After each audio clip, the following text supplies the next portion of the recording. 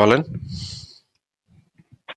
এই যে আমাদের যে রোজা, রোজার ফজিলত সম্পর্কে যদি কিছু বলতেন, মানে রোজাটা কোথা থেকে আসলো বা কিভাবে আসলো, এটা কি আগে থেকেই ছিল না আহ, মানে আমাদের ধর্মে নতুন করে আসছে? আর যেমন ধরেন হজ, এই এটা তো আগে থেকেই ছিল হজ করা, তাই না? আরো অনেক নিয়ম আছে, এইগুলি আগে থেকেই প্রচলিত ছিল। তো রোজাটা সম্পর্কে যদি একটু বিস্তারিত বলতেন, বা এটা কি কি ফজিলত। এটার ফজিলত বলতে মানে এটার উপকার কি সেটা জিজ্ঞেস করছেন? জি জি জি, মানে রোজা এটার রাখলে কি হবে? এটার তো কোনো উপকার আছে বলে আমি জানি না। বরঞ্চ এটার অপকার আছে, যেটা হচ্ছে কি এটা করলে আপনার শরীরে পানির মানে অভাব দেখা দিবে। আপনার শরীরে পানি স্বল্পতা দেখা দিবে এবং আপনার বডিতে সবসময় পানির দরকার হয়, লিকুইডের দরকার হয়। আহ, সারাদিনই আপনার কিছুক্ষণ পর পর পানি খাওয়া উচিত। এটা পৃথিবীর যে কোনো ডাক্তারের কাছে আপনাকে গেলে আপনাকে বলে দিবে যে আপনার শরীরের নানা কাজে পানিটা অত্যন্ত জরুরি একটা জিনিস। পানি ছাড়া মানুষের শরীর, যদি এত দীর্ঘ একটা সময় আপনি পানি না খেয়ে থাকেন, আপনার নানা ধরনের শারীরিক সমস্যায় আপনি আক্রান্ত হবেন ধীরে ধীরে। বিশেষ করে কিডনিতে সমস্যা থেকে শুরু করে যাদের ডায়াবেটিক্স আছে তারা আরো বড় সমস্যার মধ্যে পড়বে, এবং অন্যান্য যাদের সামান্য কিছু রোগ টোগ আছে তারাও অনেক ধরনের সমস্যায় পড়বে, যাদের ওষুধ খেতে হয় তারাও সমস্যায় পড়বে। নিয়মিত খাওয়া দাওয়া করা, নিয়ম অনুসারে খাওয়া দাওয়া করা, নির্ধারিত সময় খাওয়া দাওয়া করা, এটা শরীরের জন্য খুবই দরকার। একটা শরীরের একটা পুষ্টির প্রয়োজন আছে। এটা মানে খুবই উদ্ভট কথা যে মানে পানি না খেয়ে এতক্ষণ থাকা, এটা খুবই উদ্ভট একটা নিয়ম। তো এই নিয়মটা আসলে মোহাম্মদ চালু করে নাই। মোহাম্মদের আগে থেকেই ওই অঞ্চলে যে এই জিনিসগুলা চালু ছিল। আমি দেখাচ্ছি তাহলে। আহ, একটা হাদিসে বর্ণিত আছে, বুখারী শরীফ ইসলামিক ফাউন্ডেশন 3554 নম্বর হাদিসে যেটা বলা আছে, জাহিলি যুগে আশুরার দিন কুরাইশগণ নবী সাল্লাহ সাল্লামের সাল্লাম সওম পালন করতেন।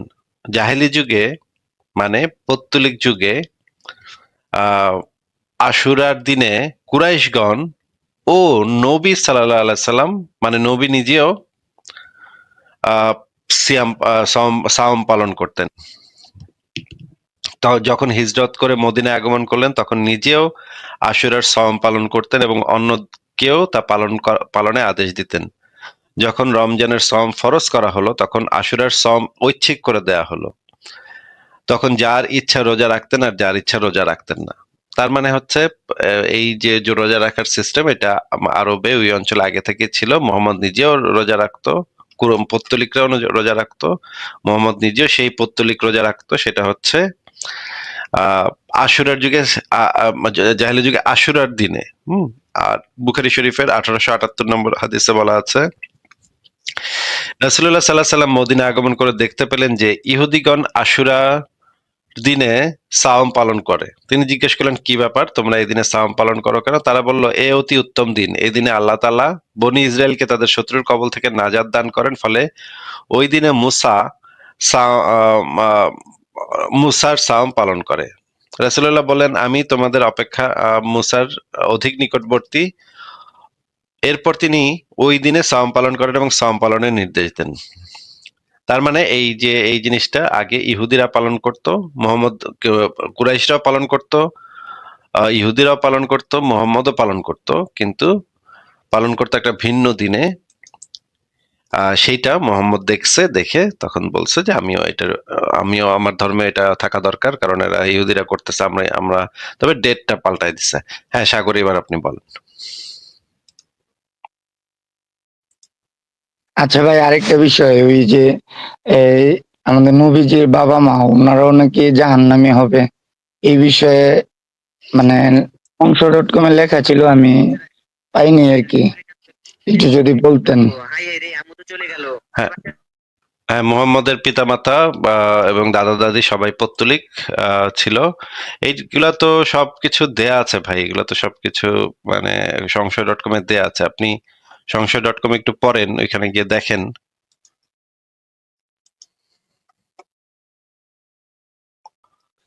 সাগর সাহেব, আপনি সংশয়.com এ ঢুকে একটু পড়েন, দেখেন ওইখানে সবকিছু দেয়া আছে এগুলা। জি ভাই, আমি সংশয়.com এর প্রচুর লেখা পড়ছি আর রেফারেন্স গুলো দেখছি, মানে এইটা কোথায় আছে আসলে আমি পাইতেছি না, এই জন্য যদি একটু হেল্প করতেন। গুগলে যদি সার্চ করেন মোহাম্মদের পৌত্তলিক পরিবার, এটা লিখে গুগলে সার্চ করলে আপনি সংশয়.com এর লিঙ্ক পেয়ে যাবেন।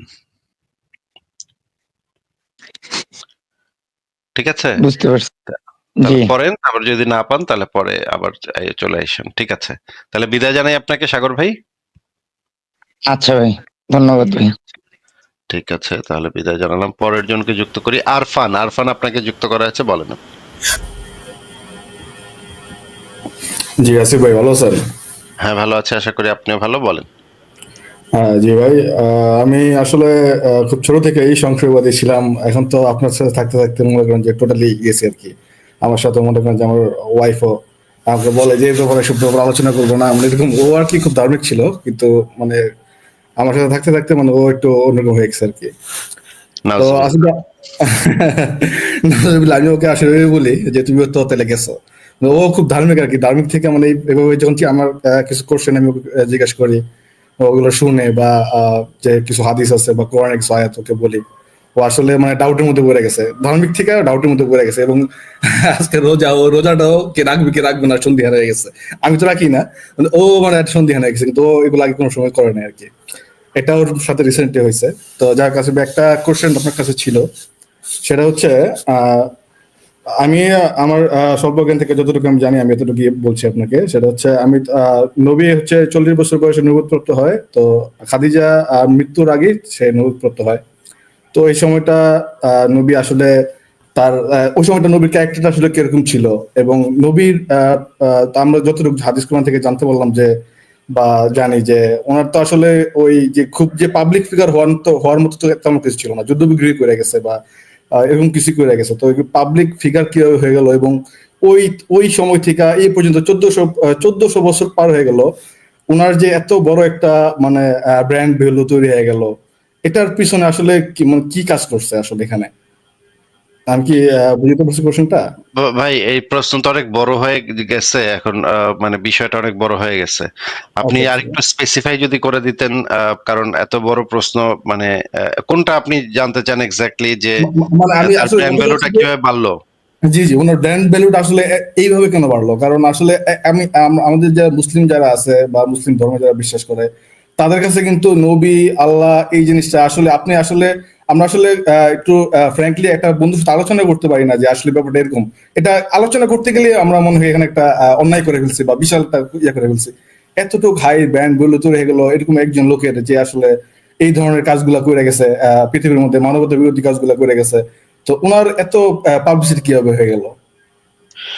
পাবলিসিটি, এটাকে তো আসলে পাবলিসিটি বলে না, এটাকে যেটা বলে যে দেখেন, গৌতম বুদ্ধের অনুসারীও তো পৃথিবীতে আছে, তাই না? গৌতম জি বুদ্ধ জি তো জি, কখনো অবশ্যই। বইলা যায় নাই যে কেউ যদি আমার সমালোচনা করে, আমার যদি একটা ঈশ্বরের সমালোচনা করে, ওরা জবাই করে ফেলা, হ্যাঁ, মাইরা ফেলা।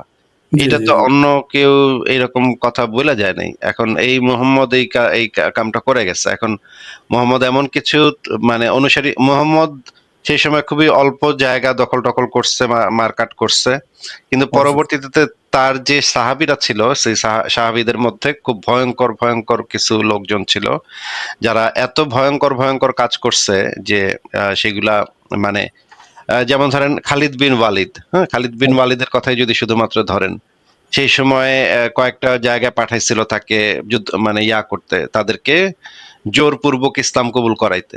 হুম। খালিদ বিন ওয়ালিদ সেখানে গিয়ে 350 লোক একসাথে বাঁধছে, বাইন্ধা তার জবাই করে ফেলেছে। মানে কোনো কথাবার্তা না বলে জবাই করে ফেলছে। হ্যাঁ, মানে এর মাথা ছিল পুরা, মানে সাইকোপ্যাথ। হ্যাঁ, এই খালিদ বিন ওয়ালিদ ছিল সাইকোপ্যাথ।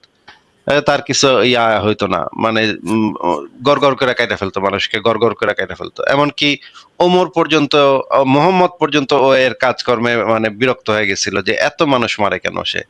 And এই খালিদ বিন ওয়ালিদ, তারপরে ওমর, ওমর বিভিন্ন জায়গায় যুদ্ধ করছে, বিভিন্ন জায়গা দখল করছে, ওমরের খিলাফত আমলে বিভিন্ন জায়গা দখল করছে। এখন এই লোকগুলা যখন আহ এই ধরনের সঙ্গী সাথী যখন পাইছে তখন তো একটা এটা তো একটা দস্যু দলে পরিণত হয়েছে, একটা মাফিয়া দলে পরিণত হয়েছে। এবং আপনি দেখবেন যে এই মাফিয়া দলের সিস্টেমও এরকম। আপনি যদি মানে ইন্ডিয়াতে থাকেন এবং দাউদ ইব্রাহিমের বিরুদ্ধে কিছু বলেন, দেখবেন কবে আপনার গুলি করে দিছে, কোন চিপা দিয়ে আপনার পাট করে মাইরে দিবে। এইটা তো এই ভীতি সৃষ্টি করা, এই আতঙ্ক সৃষ্টি করা, এই আতঙ্ক সৃষ্টি করছে এই নবী মোহাম্মদ। এখন এই যে এই কিছু সঙ্গী সাথে সে জোগাড় করছে, কিছু ডাকাত, সেই অঞ্চলের কিছু খুনি ডাকাত, এই লোকজনদেরকে সে একত্রিত করছে, একত্রিত করে ডাকাত বাহিনী একটা গঠন করছে। ডাকাত বাহিনী গঠন করে এমন অবস্থা করছে যে মোহাম্মদের সম্পর্কে সামান্যতম কিছু বললে মেরা ফেলামো। এইটা তো আমার কাছে ব্র্যান্ড ভ্যালু মনে হইতেছে না, এটা তো আমার কাছে মনে হইতেছে পুরোপুরি একটা মাফিয়া দলের লিডার, যে হচ্ছে সারা মানে আরবে এবং অন্যান্য অঞ্চলে ভয় এবং ত্রাস সৃষ্টি করছে, ত্রাস সৃষ্টি কইরা মানুষকে ভয় ভীতি দেখায়া। এবং এই পুরা সাম্রাজ্য তো খিলাফত আমলে পুরা সাম্রাজ্য তো চলছে মোহাম্মদের নামে, মোহাম্মদের উপরে। যেমন ধরেন খলিফারা যখন একটা আকাম কুকাম করছে, আকাম কুকাম কইরা তখন তারা বলছে যে আল্লাহ পাক তাকদিরে এটা লিখা রাখছিল, এগুলার জন্য আল্লাহ পাক আমাদেরকে মনোনীত করছে খলিফা হিসেবে। তারা তো আল্লাহ পাকের এই যে কোরআনকে সামনে রেখা, মোহাম্মদকে সামনে রেখা, আল্লাহকে সামনে রেখা খলিফা হয়েছে।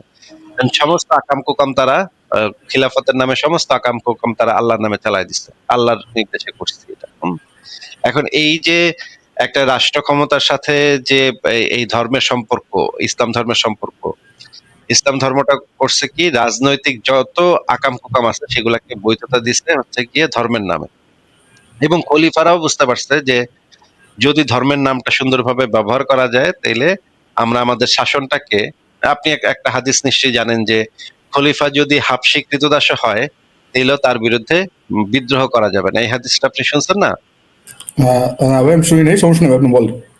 একটা হাদিসে বলা আছে তোমাদের মানে মোহাম্মদ বলে গেছে যে তোমাদের খলিফা যদি হাবশী কৃতদাস হয়, মানে এত মানে মোহাম্মদ নিচু করে বলছে আর কি, হাবশী কৃতদাস মানে কালো আফ্রিকান আবিসিনিয়ার কৃতদাস আর কি, হ্যাঁ, কালো কালো চামড়ার কৃতদাস। মোহাম্মদ বলছে তোমাদের খলিফা যদি কালো রঙের কৃতদাস হয়, যাদের মাথায় চুলগুলা কোকড়া কোকড়া এবং গায়ের রং কালো, আহ এইরকম কৃতদাস হইলে মানে তাচ্ছিল্য করে মোহাম্মদ। আমরা বলি না সাধারণত কথায় যে ওই শেখ হাসিনার বদলে যদি একটা কুত্তা নির্বাচনে দ্বারা আমি কুত্তারে ভোট দেবো ভাই, হ্যাঁ, এটা বলে না মানুষ এই টাইপের, মানে একটু তাচ্ছিল্য করে। ধরেন শেখ হাসিনাকে তাচ্ছিল্য করে বলতেছে, বা কুত্তার কথা বইলা এমন ভাবে বলতেছে যে কুত্তাটা খুব খারাপ, মানে খুব খারাপ একটা কিছু যদি তোমাদের নেতা হয়। মোহাম্মদের এই হাদিসে বলা আছে যে তোমাদের যদি একটা হাবশী কৃতদাসও যদি তোমাদের খলিফা হয় তাহলে তার বিরুদ্ধেও তোমরা কোনো করতে পারবে না, বিদ্রোহ করতে পারবে না, তাকে মান্য করবা। এখন এই যে এই হাদিসগুলাকে এবং পরবর্তীতে আরো যে কাজগুলা হয়েছে যে আবু বকর যে হাদিসগুলা বলছে যে খলিফা সবসময় হবে কুরাইশ বংশ থেকে, হ্যাঁ, তার মানে হচ্ছে কুরাইশ বংশের একটা একাধিপত্য মানে হয়ে গেছে খিলাফতের উপরে। খিলাফতের প্রধান হইতে হবে কুরাইশ বংশ থেকে, কুরাইশ বংশ মোটামুটি খলিফা হবে। এখন এই যে মানে রাজনৈতিক নেতা কারা হবে এবং খলিফা কারা হবে, খলিফার বিরুদ্ধে বিদ্রোহ করা যাবে না, ধর্ম দিয়ে মানুষকে দমন করে রাখা, এই জিনিসগুলো তারা দেখছে যে খুবই চমৎকার ভাবে চলতেছে। খিলাফত যত খিলাফতের মানে একজন শাসক, খিলাফতের খলিফা যত আকাম কুকামি করুক না কেন, সেগুলো সব আল্লাহর নামে চলে যেতেছে, সেগুলোর বিরুদ্ধে আপনি বিদ্রোহ করতে পারতেছেন না।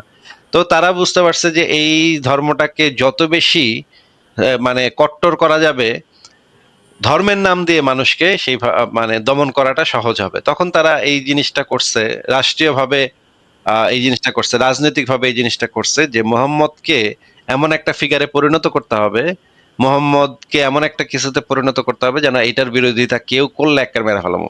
কারণ তাদের তো লাভ আছে এটাতে, কারণ মোহাম্মদ বলে গেছে হাফ স্বীকৃত দাস যদি খলিফা হয় তাহলে বিদ্রোহ করা যাবে না, তাহলে তো বিদ্রোহ দমন হয়ে গেল। মোহাম্মদরে যদি উপরে রাখা যায়, মোহাম্মদের একটা মূর্তি যদি মানুষের সামনে রাইখা করা যায়, মানে শাসনটা করা যায়, তাহলে তো খুব সহজ হয়ে যায় খলিফাদের শাসনটা। খলিফারা এই জিনিসটা ভালো বুঝছে। আপনি দেখেন, আপনি যদি পড়েন এই যে কৌটিল্যের অর্থশাস্ত্র একটা বই আছে, হ্যাঁ, সেখানে আপনি দেখবেন যে কিভাবে মানে জনগণকে বলদ বানায় রাখতে হয়, কিভাবে জনগণের উপরে মাথা মাথার উপরে কাঁঠাল ভাঙ্গা খাইতে হয়, কিভাবে জি। জনগণের ভোদাই বানাইতে হয়, হ্যাঁ, এগুলার কিছু জি, ট্রিক্স এই দেয়া আছে। জিনিসটা মনে হয় আপনার শেষে করা হয়েছে, মানে একটা সময় পরে করা হয়েছে ভারত উপমহাদেশের দিকে, যেখানে যারা হচ্ছে একটু দুর্বল চিত্তে যারা মানুষ আছে বা যারা একটু অবহেলিত, মানে এটা তো হিন্দু রাজ্য ছিল, যখন হিন্দুদের মধ্যে যে জাতির প্রথার কারণে যে ডিভাইডেডটা ছিল, ওটার কারণে যে দুর্বল চিত্তে যারা ছিল তাদেরকে ইসলামের দাওয়াত দেওয়া একটা গ্রুপ তৈরি করা হয়েছে, এভাবেই ইয়াটা আগাইছে। হ্যাঁ, তাদেরকেও বলা হয়েছে তোমরা ইসলামে আসলে সমান হয়ে যাবা, এখন আর হ্যাঁ, জাতপাত জি, কথা জি। থাকবে না। তারপরে আবার দেখেন, আপনি যদি ম্যাকিয়াভেলির একটা বই আছে প্রিন্স, সেই বইটাও যদি পড়েন সেখানে দেখবেন ম্যাকিয়াভেলি বলছে যে তোমরা একটা ভালো শাসক মানে হচ্ছে যে ধর্মকে ব্যবহার কইরা মানুষকে কন্ট্রোলের ভিতরে রাখে, ধর্মকে সামনে রেখা আল্লাহর ভয় দেখায়, ঈশ্বরের ভয় দেখায় মানুষকে দমন করতে পারে, ভালোভাবে দমন করতে পারে, এরা হচ্ছে ভালো শাসক। হ্যাঁ, এখন এরাও দেখছে খিলাফতের আমলে এরাও দেখছে যে এই আল্লাহ রাসূল এদেরকে যদি আমরা এমন একটা ফিগারে পরিণত করতে পারি যে এই ফিগারকে ধরাও যাবে না, ছোঁয়াও যাবে না, এদের সম্পর্কে কোনো ধরনের কোনো, এমনকি জামার একটা বুতামও যদি দেখেন, ইমাম শাফির একটা কথা আছে, মুহাম্মদের জামার একটা বুতাম ময়লা, এটাও যদি কেউ বলে তাহলে তার সাথে সাথে যে কেউ গিয়ে মেরে ফেলাইতে পারবে। মানে মানে এই যে সবকিছু উর্ধে চলে গেছে। সবকিছুর ঊর্ধ্বে রাখতে হবে, হ্যাঁ, তার নিয়ে কোনো কথাই বলা যাবে না, বলতে গেলে উজু করে বলতে হবে, হ্যাঁ, এমন একটা পবিত্রতা আরোপ করা হয়েছে, এমন একটা উঁচু জায়গায় নিয়ে যাওয়া হয়েছে যে এরা নিয়ে আর কিছু কবি না, কইলে শেষ কিন্তু তুই। কিন্তু ঘটনামূলত ঘটছিল হচ্ছে রাজনীতি আর ক্ষমতার জন্য। হ্যাঁ, মানে পুরা জিনিসটাই ঘটছে রাজনৈতিক কারণে। এখন দেখেন এই যে আমাদের এই শেখ হাসিনাও কিন্তু এই একই কাম করছিল, এই শেখ জি, মুজিবরে জি, জি। সবকিছুর উপরে করতে হইব, এই এটা করণ দেবো না, সেটা করো, এইটা করে লাভটা হয়েছে কি, এটা করে মানে ওই যে মানে একটা দস্যু বাহিনীর মতো না, তৈরি হয়, তাই না, লাভটা ছাত্রলীগ। হচ্ছে কি বলতে আপনি ভাই তো দেখেন, যদি মনে করেন যে এরকম আরো কিছু সময় যাইতে, হয়তো বা আমাদের বাচ্চা কাচ্চা শেখ মুজিবুর একটা গালি যদি গালি দিব বা একটা খারাপ কথা বলবো, ওনার নামে একটা বিদ্রুপ করবে, এরকম কিছু করতে কিন্তু একটা আতঙ্ক ফিল করতো। দেখুন তো এই লাভটা কিন্তু এভাবে হচ্ছিল আর কি, লাভটা কিন্তু না না হচ্ছিল, হয়তো কমপ্লিট হয় না নাই না না কিন্তু লাভটা লাভ হচ্ছিল। লাভটা হয় নাই ভাই, হয় নাই। যদি এই যে দেখেন পরবর্তী সময় শেখ হাসিনার পরবর্তী মানে এই আমলের শেষের দিকে আপনি দেখবেন যে শেখ মুজিবুর রহমানকে একটা ধর্মীয় ফিগার হিসেবেও তৈরি করার চেষ্টা করা হচ্ছিল, বলা হচ্ছিল যে শেখ পরিবার আসছে সৌদি থেকে, হ্যাঁ, সৌদি থেকে তার পূর্বপুরুষ নাকি সৌদি আরবের কি শেখ, হ্যাঁ, এই যে লিঙ্ক তৈরি করে নবী নাকি নবীর বংশধর নাকি তারা, কোন নবী না ইবনে আব্বাস কার নাকি বংশধর, এগুলো এগুলা বানাইতেছিল, কিছু লেখক বই টইও লিখছে এগুলো নিয়ে, হ্যাঁ, শেখ মুজিবুর রহমান হইতেছে অমুক অমুকের বংশধর, হ্যাঁ, তার নাকি রক্ত হইতেছে ওই পর্যন্ত গেছে। এইগুলা কইরা কইরা তারা যেটা ওসমানের পরিবার না কি জানি, না জানি কার পরিবার, এরকম কিছু বই টই লিখছে তারা, এরকম কইরা কইরা তারা একটা ধর্মীয় ফিগারও পরিণত করার চেষ্টা করছে। এই যে এইভাবে যদি ফিগারটা তৈরি করা যায়, ফিগার পরিণত কইরা তারপর দেখা যায় যে শাসন ক্ষমতা খুবই মানে শক্তিশালী হয়। দেখেন শেখ হাসিনা কিন্তু, আর যাই হোক গালি দেন আর যাই দেন, কিন্তু 15 বছর 16 বছর কিন্তু শাসন করে গেছে, তাই না? জি, জি, জি। আপনারা কিন্তু ট্যাফু করতে পারেন নাই। ওই শেখ মুজিবুর রহমানের এটা করণ যাবে না, শেখ মুজিবুর রহমানের গালি দিলে 14 বছরের জেল, 2 কোটি টাকা জরিমানা, এগুলা করে কিন্তু শাসনটা কিন্তু ঠিকই করে গেছে। এখন যদিও লাথি খাইছে কিন্তু শাসনটা কিন্তু ঠিকই করে গেছে। শেখ মুজিবুর রহমানের ওই যে ছোট টাইপের নবী, হ্যাঁ, মোহাম্মদেরই ছোট ভার্সন আর কি। ভাষণ, হ্যাঁ, মোহাম্মদ একটা হইতেছে ভাষণ। মোহাম্মদ হইতেছে অনেক শক্তিশালী ভার্সন। মোহাম্মদের ছিল অনেক মানে গুন্ডা পান্ডা, খুনি ডাকাত, কিন্তু এই যে শেখ মুজিবের এত গুন্ডা পান্ডা ছিল না। আর আধুনিক সময় এত গুন্ডা পান্ডা দিয়া এগুলা করাও মুশকিল, কারণ ইন্টারনেটের যুগ, সবকিছু ভাই বাইরে যায়, হ্যাঁ, সবকিছু চলে আসে টিভিতে, স্ক্রিনে চলে আসে, ভিডিও করে সব কিছু ছেড়ে দেয় মানুষ। আগের কালে ওইগুলা ভুংচুং করছে, আগের কালে তো ক্যামেরা ট্যামেরা ছিল না, ভুংচুং কইছে যে আমি চাঁদ 2 ভাগ করছি, সবাই বিশ্বাস করছে, হ হ হ ঠিকই তো। কিন্তু এখনকার হইলে তো ভাই মানে উপায় নেই। এখন কি কেউ আপনার মনে হয় যে কোনো বলদেও কইবো আমি চাঁদ 2 ভাগ করছি? এখন বলবে না, এখন ভাই ক্যামেরার যুগ, যে কোনো সময় ভিডিও টিডিও কইরা এই যে মানে দেলোয়ার হোসেন সাঈদীরে চাঁদে দেখা গেছে, এটা নিয়ে কি হুলস্থুল, হুম। হ্যাঁ, পরে দেখা গেল এগুলা সবই ভুয়া কথা। আমরা তো বুঝি যে এগুলা ভুয়া কথাবার্তা। এই সমস্ত দুনফুন 1450 বছর আগে তারা করতে পারছে, এই অশিক্ষিত মূর্খ মানুষদের কাছে এই সমস্ত দুনফুন করতে পারছে। তো এখন তো ভাই এগুলা সম্ভব না, এখন কি এগুলা কইরা পার পাওয়া যাবে? তারপরেও এখন সেই যে শেখ মুজিবুর রহমানের সময় শেখ মুজিবুর ইসে করা হয়েছিল, শেখ মুজিবুরের নামে করা হয়েছিল, শেখ মুজিবুর রহমানকে এমন একটা ফিগারে পরিণত করবো যে এটা করা যাবে না, কিচ্ছু বলা যাবে না। তো এই ব্র্যান্ড ভ্যালুটা তো তৈরি হয়েছে এইভাবে, ব্র্যান্ড ভ্যালুটা তৈরি হয়েছে চাপাতির মানে ভয় মানুষকে এইভাবে চুপ করে রাখে। এখন একটা জনগোষ্ঠীকে যদি আপনি দীর্ঘদিন এই ভয়টা দেখান যে মেরে ফেলামু, কিছু বললেই মেরে ফেলামু, তাহলে তো জনগোষ্ঠী ওই সমালোচনা করবে না, সঠিক সমালোচনা করবে না। এখন দেখেন মোহাম্মদ আসলে কি ছিল, সেগুলো তো কোরআন হাদিসে আছে। এগুলো থাকার পরেও নাকি সমালোচনা করা যাবে না। দেখেন মানে গনিমতের মাল নিয়ে আসতেছে, মেয়ে মানুষ নিয়ে আসতেছে, এরা থাকার পরেও নাকি সমালোচনা করা যাবে না। এটা কোনো কথা ভাই? এটা কারণটা হচ্ছে ভাই, আসলে আমার কাছে যেটা মনে হয়, এটা আসলে এই ধর্মটা যারা মার্কেটিং করছে তারা তো এটা নেগেটিভ দিকটাতে সম্পূর্ণরূপে ধরতে গেলে একটা হাইডি করে রাখছে। পজিটিভ যে জিনিসগুলো আছে এগুলোরে ঘুরায় পাচ্ছে মাখায়া সাধারণ জনগণের সামনে এনে দিচ্ছে। এখন সাধারণ জনগণের মধ্যে এরকম এরকম একটা অনুভূতি তৈরি হয়েছে যে অনুভূতির ভিতরে আসলে আপনি আঘাত করতে পারবেন না। এখন অনুভূতির উপরে আপনার বিবেকের আঘাতও খাটে না, আপনার সংশয়ের আঘাতও খাটে না, কোনো আঘাতই খাটে না। এখানে অনুভূতি আপনার কমন সেন্সও খাটে না, এরকম তৈরি হয়ে গেছে আর কি মানুষের মধ্যে। এটা আসলে যে কিভাবে ব্রেক হবে আমার আসলে বুঝে আসে না, আসলে মানুষের ভিতর থেকে আসলে এই জিনিসটা যাবে কিভাবে। আমি সাধারণ আমার একটা বন্ধু বান্ধবের সাথে এটা আলোচনা করতে খুব দ্বিধাবোধ করি যে আসলে কি ওকে বলা ঠিক হবে কিনা। কারণ সবার ভিতরে একটা জিনিস আছে, আমরা সারা সারা বছর যদি খারাপ কাজ করি, ওই যে রোজার মাসে আর খারাপ কাজ করবো না, মানে এই যে অনুভূতিগুলো, এই অনুভূতিগুলো আসলে ভাই আসলে খুব শক্ত হয়ে গেছে আর কি মানুষের ভিতরে। না, এগুলো অন্ধবিশ্বাস তো ছোটবেলা থেকে এগুলা শিখায় বড় করা হয়েছে তাদেরকে, এবং তারা তাদের ছোটবেলা থেকে দেখছে যে এই কাজগুলা করলে সবাই তাদেরকে ভালো ছেলে বলে। সে যতই মনে করেন আকাম কুকাম করুক না কেন, ধরেন দুর্নীতিবাজ, সে চরম দুর্নীতিবাজ, মানে বাটপার বদমাইশ, কিন্তু সে রোজা রাখে নামাজ পড়ে, তাহলে কিন্তু সে ভালো হয়ে যাবে সমাজের কাছে। হ্যাঁ, খুব ভালো ছেলে, একটা ভালো, বাহ্যিক ছিল আর কি একটা। হ্যাঁ ছেলে ভালো, নামাজ পড়ে, খালি একটু মাঝে মাঝে একটু গাঞ্জা গুঞ্জা খায় আর কি, কিন্তু ছেলে ভালো, মানে নামাজ পড়ে। দেখেন এই যে একটা জিনিস দিয়ে সে মানে সমাজের চোখে ইয়া হয়ে গেল, ভালো হয়ে গেল। এটা কিন্তু মানুষেরও নিজের মানে ইসের জন্য দরকার, মানুষেরও নিজের, বেনিফিট আছে, একটা বেনিফিট আছে আর কি। হ্যাঁ বেনিফিট আছে না, বিভিন্ন মানুষের বিভিন্ন ধরনের বেনিফিট পায়, মানে বস্তুগত বেনিফিট পায় সমাজে। এই যে যেমন ধরেন যত বড় দুর্নীতিবাজ দেখবেন দেখবেন তত বড় ধার্মিক, তত বড় আলহাজ, তাই না? জি জি জি। মানে যত সাদা জামা পাঞ্জাবি পাঞ্জাবি পইরা, তার এই যে দেখেন সালমান এফ রহমান, হ্যাঁ হ্যাঁ জনগণের হাজার হাজার কোটি টাকা মাইরা খায় শেষ করে দিছে, হ্যাঁ, শেয়ার মার্কেট উল্টা পাল্টায় দিছে। এরে দেখলে মনে হয় আল্লাহ পাকের রাসূল আইসা নাইমা খাড়া হইছে, নুরানি চেহারা। নুরানি চেহারা, হ্যাঁ, আবার মানে উর্দুতে কথাবার্তা বলে, দাড়ি কত বড়, হ্যাঁ।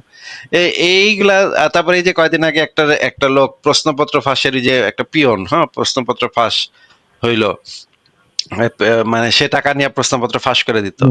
ওই বেটার মানে নামাজের ছবি, মানে মানে ঈশের ছবি, সে নাকি সব টাকা দিয়ে দিচ্ছে ঈশেরে, ধর্মের কাজে আপনার নাকি। প্রশ্নপত্র ফাঁস হয়ে গেছে, ওটা একটু ঢেকে গেছে যখন নামাজের ছবি আর দাঁড়িয়ে ছবিটা দেখছে না, লোকটা মনে হয় একটু ভালো। হ্যাঁ হ্যাঁ, জনগণ ঠান্ডা হয়ে গেল, দেখেন জনগণ কিন্তু একটু ঠান্ডা হয়ে গেছে, একটু ঠান্ডা হয়ে গেছে। কমেন্ট টমেন্ট হবে, তখন চেক করলে দেখতে পারবেন যে একটু মানুষের ভিতরে সহানুভূতি জায়গা উঠছে, না লোকটা ধার্মিক।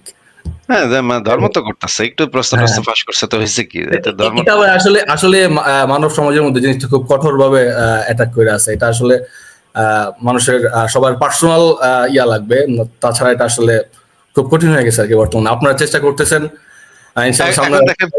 এখন দেখেন শেখ হাসিনা যত আকাম কুকামি করুক না কেন, সে যদি এখন গিয়ে একটু হস্টস করে আইসা শাহজালাল শাহপুরানের মাজারে গিয়ে একটু ঘুরে টুরে আইসা, মানে বোরখা টোরখা পইরা যদি এখন আবার ফিল্ডে নেমা যায়, জনগণ কিন্তু বলবো ও আচ্ছা, আমাকে হাসিনা তো করছে, আচ্ছা একটু ধর্ম টর্ম তো পালন করে, সে তো ধার্মিক মহিলা। মানে চেঞ্জ হয়ে যাবে, ঠিক আছে? এই যে এই ধর্মটা দিয়ে মানুষকে বলদ বানানো, এটা তো অনেক আগে থেকে চলতেছে, এবং এখনো ইন্ডিয়া তো একই অবস্থা, হিন্দুদের মধ্যে একই অবস্থা। এগুলো তো আপনারা বুঝেন, আপনার একটু মাথা খাটাইলে বোঝা যায় যে এই জিনিসটা আসলে কি। জি জি। আচ্ছা আসলে আমি আরেকটা বিষয় আলোচনা করতে চাচ্ছিলাম, যদি সময় দিতেন। আরেকটা কি যেন আপনি বলতেছিলেন যে যে 40 বছর পর্যন্ত, 40 বছর। হ্যাঁ হ্যাঁ জি, কোশ্চেন আমি একটু গ্যাপ করে রেখেছি। মানে সেটা হচ্ছে নবী যখন নবুয়ত পায়, এরপর হচ্ছে ওনার যে প্রথম স্ত্রী খাদিজা উনি মারা যায়। তো এই সময়টার মধ্যেও কিন্তু কি ওনার কোনো মানে কি বলে, ওনার ক্যারেক্টার নিয়ে কি কোনো কথা, বা ওনার আসলে ওই সময়টা ওনার লাইফ লিডিংটা কেমন ছিল? কারণ উনি যখন প্রথম যখন ব্র্যান্ডিংটা করে, মানে ইসলামরা যখন প্রথম উনি মানুষের মাঝে ছড়া, তখন তো একটু হাইড করে ছিল। তো ওই সময়টা মানুষ আসলে উনি এই সাপোর্টটা কিভাবে পাইলো, মানে আমার হচ্ছে এটা, মানে উনি, আমি যতটুকু জানি উনি প্রথমে একটু যে লো ক্যাটাগরি দাস যারা ছিল, দাস ওনাদের ক্যাচ করছে প্রথমে, ওদের নিয়ে একটা গ্রুপ তৈরি করছে। আমি যতটুকু জানি আর কি, আমি জানি না সব ঠিক কিনা, মানে এভাবে কাজটা শুরু করছে জিনিসটা কি এরকম? প্রথমে কাজটা শুরু করছে হচ্ছে গিয়ে, প্রথমে যখন কাজ শুরু করছে সেইখানে তো সে একটা বড় ব্যাকআপ পাইছে হচ্ছে তার বউ, এত বড় হ্যাঁ। ধনী মহিলা, টাকা পয়সা আছে, টাকা পয়সার সমস্যা তখন তার নাই তখন, হ্যাঁ, টাকা পয়সা মোটামুটি ভালোই আছে। সমাজে একটা বিত্তশালী লোক, বিত্তশালী মহিলার ঘর জামাই সে, হ্যাঁ। সে তো নিজের তো কোনো পেশা টেশা ছিল না, সে আর কি ঘর জামাই থেকে বউয়ের টাকায় আর কি যে ইয়া বলা হয় যে ব্যবসা দেখতো এরকম। ব্যবসা দেখতো, হ্যাঁ। কিন্তু টাকা পয়সা তো আসলে তারই হয়ে গেছে, তাই না? বউ বিয়ে করছে, এখন টাকা পয়সা সব কিছু তো তারই। জি এখন সেই সময় যে প্রথম যে ইসলাম ধর্মে আসছে এর মধ্যে কয়েকজন হচ্ছে গিয়ে, একজন হচ্ছে গিয়ে আবু বকর, একজন হচ্ছে গিয়ে আলী। আলীরে সে নিয়ে আসছিল, তার আলীর মানে তার চাচা আবু তালিবের অবস্থা তখন একটু খারাপ। আবু তালিব তখন তাকে বলছে, আলীরে তোমার কাছে রাখো, তোমার বাসায় রাখো, ওর একটু খাইতে টাইতে দাও। তখন আলী ছোট ছিল, তো আলীরে নিয়ে আসছে বাসায়, আলী রে মুসলমান বানাইছে সে। তা আবু বকর ছিল তার বাল্য বন্ধু, ছোটকালের দোস্ত, একসাথে ঘুরতো আবু বকরের সাথে। আবু বকরে গিয়া সে পাম্পটি মারছে। আবু বকর তখন বলছে, হ্যাঁ দোস্ত ঠিক আছে, আমিও তোমার ধর্মে আছি। পরে তারপরে খাদিজা তো হইছি। এরপরে খাদিজার একজন দাস ছিল জায়েদ, সেই জায়েদও তখন মুসলমান হয়েছে। জায়েদ আবার মোহাম্মদের পিছনে সাথে সাথে থাকতো। খাদিজা জায়েদ যে মোহাম্মদরে দিয়ে দিছিল। হুম হুম। এই ৩-৪ জন মিলা তখন তারা কারে কারে করণ যায় সেটা খুঁজতেছে। এখন বড় বড় লোকদের কাছে গেছে প্রথমে, বড় বড় লোকদের কাছে, যেমন আবুল আহাব, আবু জেহেল, আবু সুফিয়ান, এদের কাছে গেছে, কিন্তু এরা সবাই হাসাহাসি করছে, ধুর, এটা তোরে তো চিনি আমরা, তো কি কস এসব। আহ, ওরা কেউই তার ধর্মটা নেয় নাই। তখন সে কি করছে, এই দেখছে যে বড় লোকেরা তো এমনিতেই খুবই ভালো অবস্থায় আছে, এইখানে নানা ধরনের ব্যবসা বাণিজ্যের সাথে তারা যুক্ত, এইখানে হজের সাথে তারা যুক্ত, এখানে ধর্মগুলোর সাথে তারা যুক্ত। তাদের তো আসলে দরকার নাই একটা নতুন ধর্ম আইসা গ্যাঞ্জাম বাঁধানির, এগুলোর তো দরকার নাই তাদের। তখন সে দেখছে যে কারা খারাপ অবস্থার ভিতরে আছে। মানে এই যে নতুন ধর্মে কনভার্ট হয় তো খারাপ, মানে খারাপ অবস্থা থাকা জি মানুষেরা, জি যারা জি। ভালো অবস্থায় আছে তারা তো কখনো নতুন কোনো একটা ধর্মে যাবে? তারা তো অলরেডি তাদের ধর্মের ভিতরে ভালো আছে ভাই। মানে মনে করেন এখন আপনি মিজানুর রহমান আজারিরে, একটা নতুন ধর্ম চালকেরা মিজানুর রহমান আজারিরে ডাকতেছেন, হ্যাঁ আসেন ভাই আমাগো নতুন ধর্মে আহেন, এ তো কইব ধর বেটা, আমি আমি তো আমার ধর্মে তো ভালো করে টোরে খাইতেছি, আমি তোর ধর্মে যাবো কেন? এখানে তো আমি লাখ লাখ কোটি কোটি টাকা পাই, তোর ধর্মে আমি যাবো কেন? আর এখন সে দেখছে যে সমাজের ভিতরে মানে খুবই খারাপ অবস্থার ভিতরে কারা আছে। দেখছে ওই অঞ্চলের দাসরা আছে সমাজের সবচেয়ে খারাপ অবস্থায়, যাদের আসলে কিছু নাই আসলে, তাদের বাইচা থাকারও কোনো মানে উদ্দেশ্য নাই, তারা যে কোনো সময় মরে গেলেই আসলে ভালো। কারণ এত মানে দাস প্রথা জিনিসটাই তো এরকম যে তাদের জীবনেরই কোনো স্বাধীনতা নাই, জীবনেরই কিছু নাই আসলে, জীবনের কোনো উদ্দেশ্য নাই। তো সে তখন গেছে ওই যে কয়েকজন দাস টাস পাইছে, দাস টাসটা গিয়া মানে দাস টাসও এবং দাসটা সেই সময় ছিল শক্তিশালী, গায়ে গতরে শক্তিশালী। আপনি যদি দেখেন যে ওই অঞ্চলের যারা বড় লোক, আপনি যদি প্রাচীনকালের ইয়াগুলাও দেখেন যে তাদের সামাজিক অবস্থা, যে ওই ওই অঞ্চলের যারা বড় লোক তারা কিন্তু এত ফাইটার না, তারা কিন্তু এত যোদ্ধা না, তারা কিন্তু একটু মোটা সোটা টাইপের লোকজন, হ্যাঁ, মানে ব্যবসা বাণিজ্য করতো আর কি ওরা। ব্যবসা বাণিজ্য করে, খাওয়া দাওয়া করে, ব্যবসা বাণিজ্য করে, আনন্দ ফুর্তি করে, এই টাইপের লোকজন। আর যারা দাস তারা ছিল ওই সময় শক্তিশালী লোক, মাসল আলা লোকজন, যারা হচ্ছে এক ঘুষি মারলে মনে করেন 3টা লোক পড়ে যাবে, এই টাইপের। তখন মোহাম্মদ দেখছে যে এই দাসদেরকে যদি আমার দলে আনা যায়, দাসরা হচ্ছে শক্তি সামর্থ্য আছে, যুদ্ধ টুদ্ধ করতে পারবে, মারামারি ফাইট টাইট করতে পারবে, এদেরকে দলে আনা গেলে সেটা হচ্ছে সবচেয়ে লাভজনক, এবং তাদের আসলে জীবনে আর কিছুই নাই।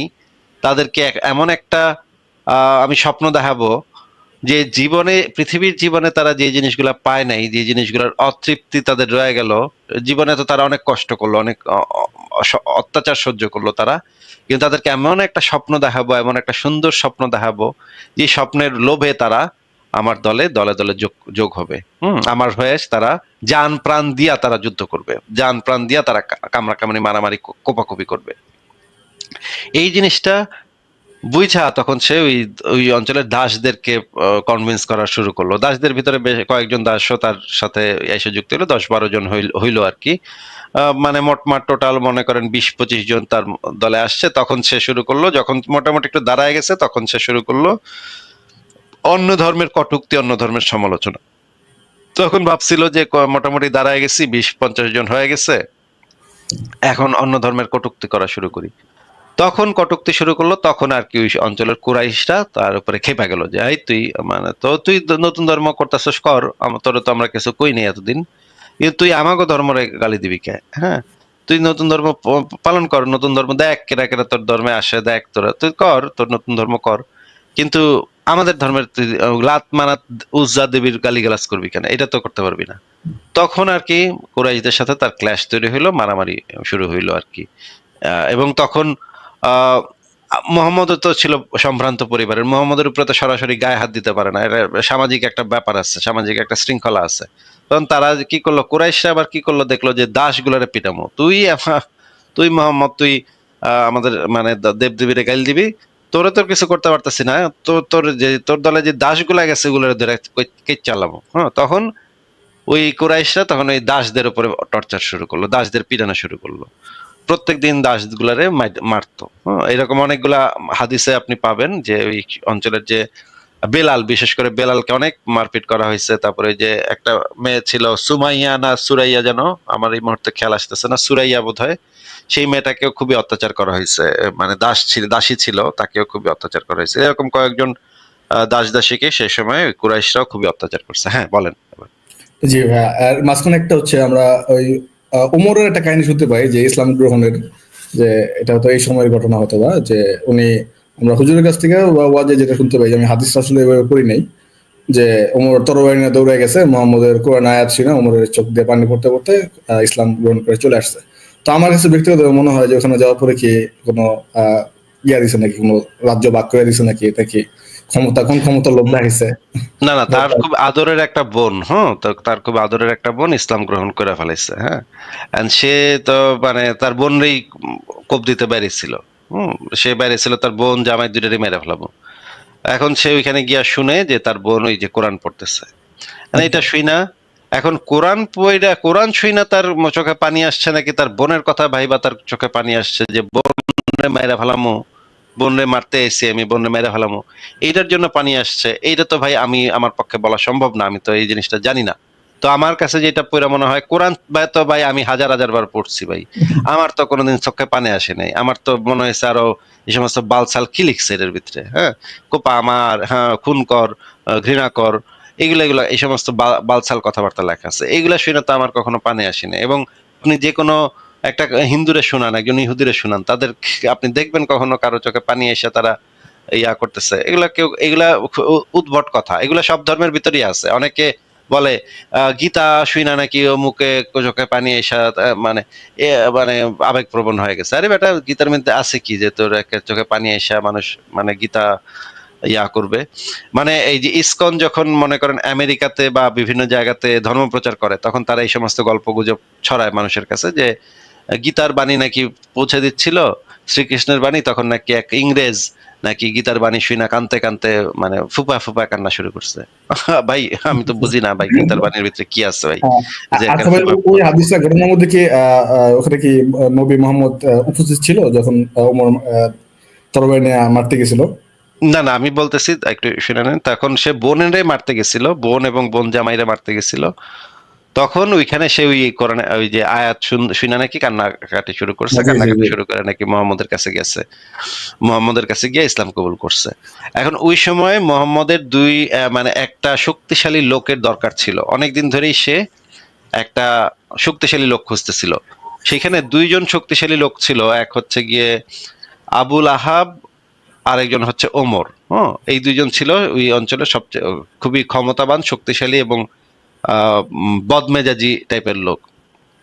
তখন তা মানে একজন তাকে বলছিল যে এই দুইজনের ভিতরে একজন যদি ইসলাম ধর্মে আসে তাহলে কিন্তু খুব ভালো হইতো। এখন মোহাম্মদ মনে মনে কামনা করতেছিল এই দুইজনের ভিতরে একজন যদি ইসলাম ধর্মটা গ্রহণ করতো তাহলে কত ভালো হইতো। পরে যখন ওমর যখন এই তার বোনও এটা করছে, বোনও এটা গ্রহণ করছে, এটা যখন শুনছে, আহ আচ্ছা ভাই, আমার একটা একটু দরজায় কে যেন আসছে, আমি একটু জি জি জি। দেখে আসি ভাই। হ্যাঁ, হ্যালো, হ্যালো আরফান, আপনি কি শুনতে পাচ্ছেন?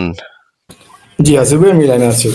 আচ্ছা, সরি, আমার ছেলে তার বন্ধু বান্ধব নিয়ে চলে আসছে, পোলাপান চিল্লাপাল্লা করতেছে। আচ্ছা আচ্ছা ঠিক ভাই, আছে, সমস্যা নেই। জি ভাই। কি বলতেছিলাম আমি আসলে ভুলে গেছি, আপনি জি যদি। জি, ওমর কিভাবে হচ্ছে ইসলাম ধর্মে আসলো এটা বলতেছিলেন?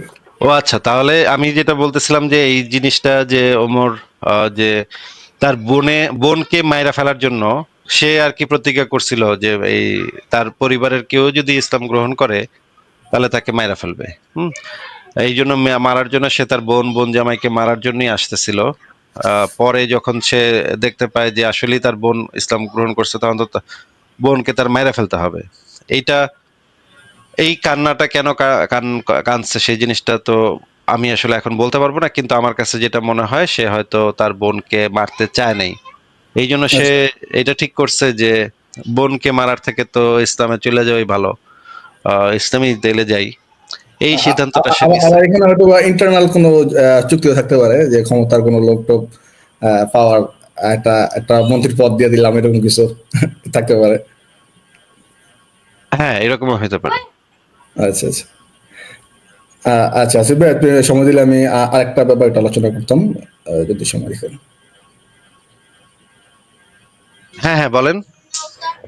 আচ্ছা, এখানে আমার সৃষ্টিকর্তা মানে আল্লাহর বিষয়ে একটা সংশয়, এটা একটু আপনার সাথে একটু আলোচনা করতেছি আর কি। সেটা হচ্ছে যে আল্লাহ তো বেশ কয়েকবার পৃথিবীর মধ্যে আযাব দিছে, যারা কথা শোনে নাই তাদেরকে হচ্ছে পৃথিবী থেকে আপনার যে নূহ নবীর প্লাবন দিছে, বা আরো কয়েকটা আযাবের কথা শোনা যায় যে করছে, যে বেচাকার করছে, করার পরে যে ওরা কথা শুনে নাই, ওরা আল্লাহর ঈমান আনে নাই, তাদের জন্য শাস্তি দিছে।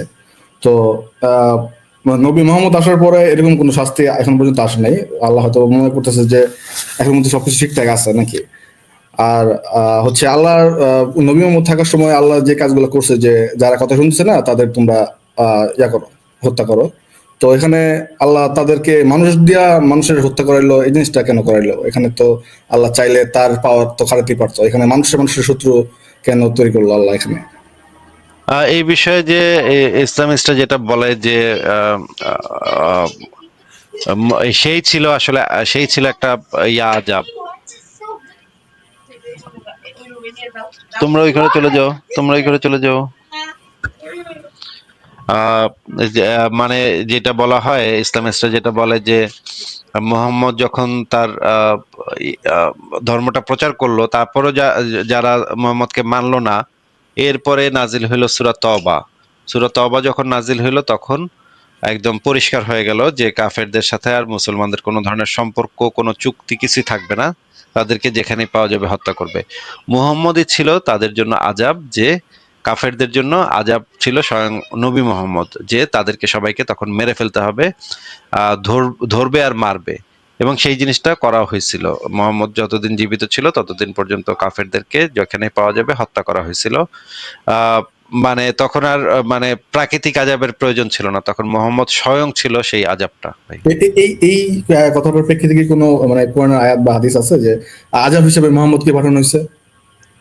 আযাব হিসেবে মোহাম্মদকে পাঠানো হয়েছে এইভাবে বলা নাই, কিন্তু বলা আছে এইভাবে যে অন্যান্য নবী রাসূলের যুগে আল্লাহ প্রাকৃতিক দুর্যোগ দিয়ে আযাব দিয়ে মেরে ফেলতো, কিন্তু মোহাম্মদের আমলে যে জিনিসটা করা হয়েছে, যে মোহাম্মদকে যখন মাইনা নেয় নাই, তখন মোহাম্মদের সেই ছিল, অথরিটিটা ছিল সবাইকে মাইরা ফেলার।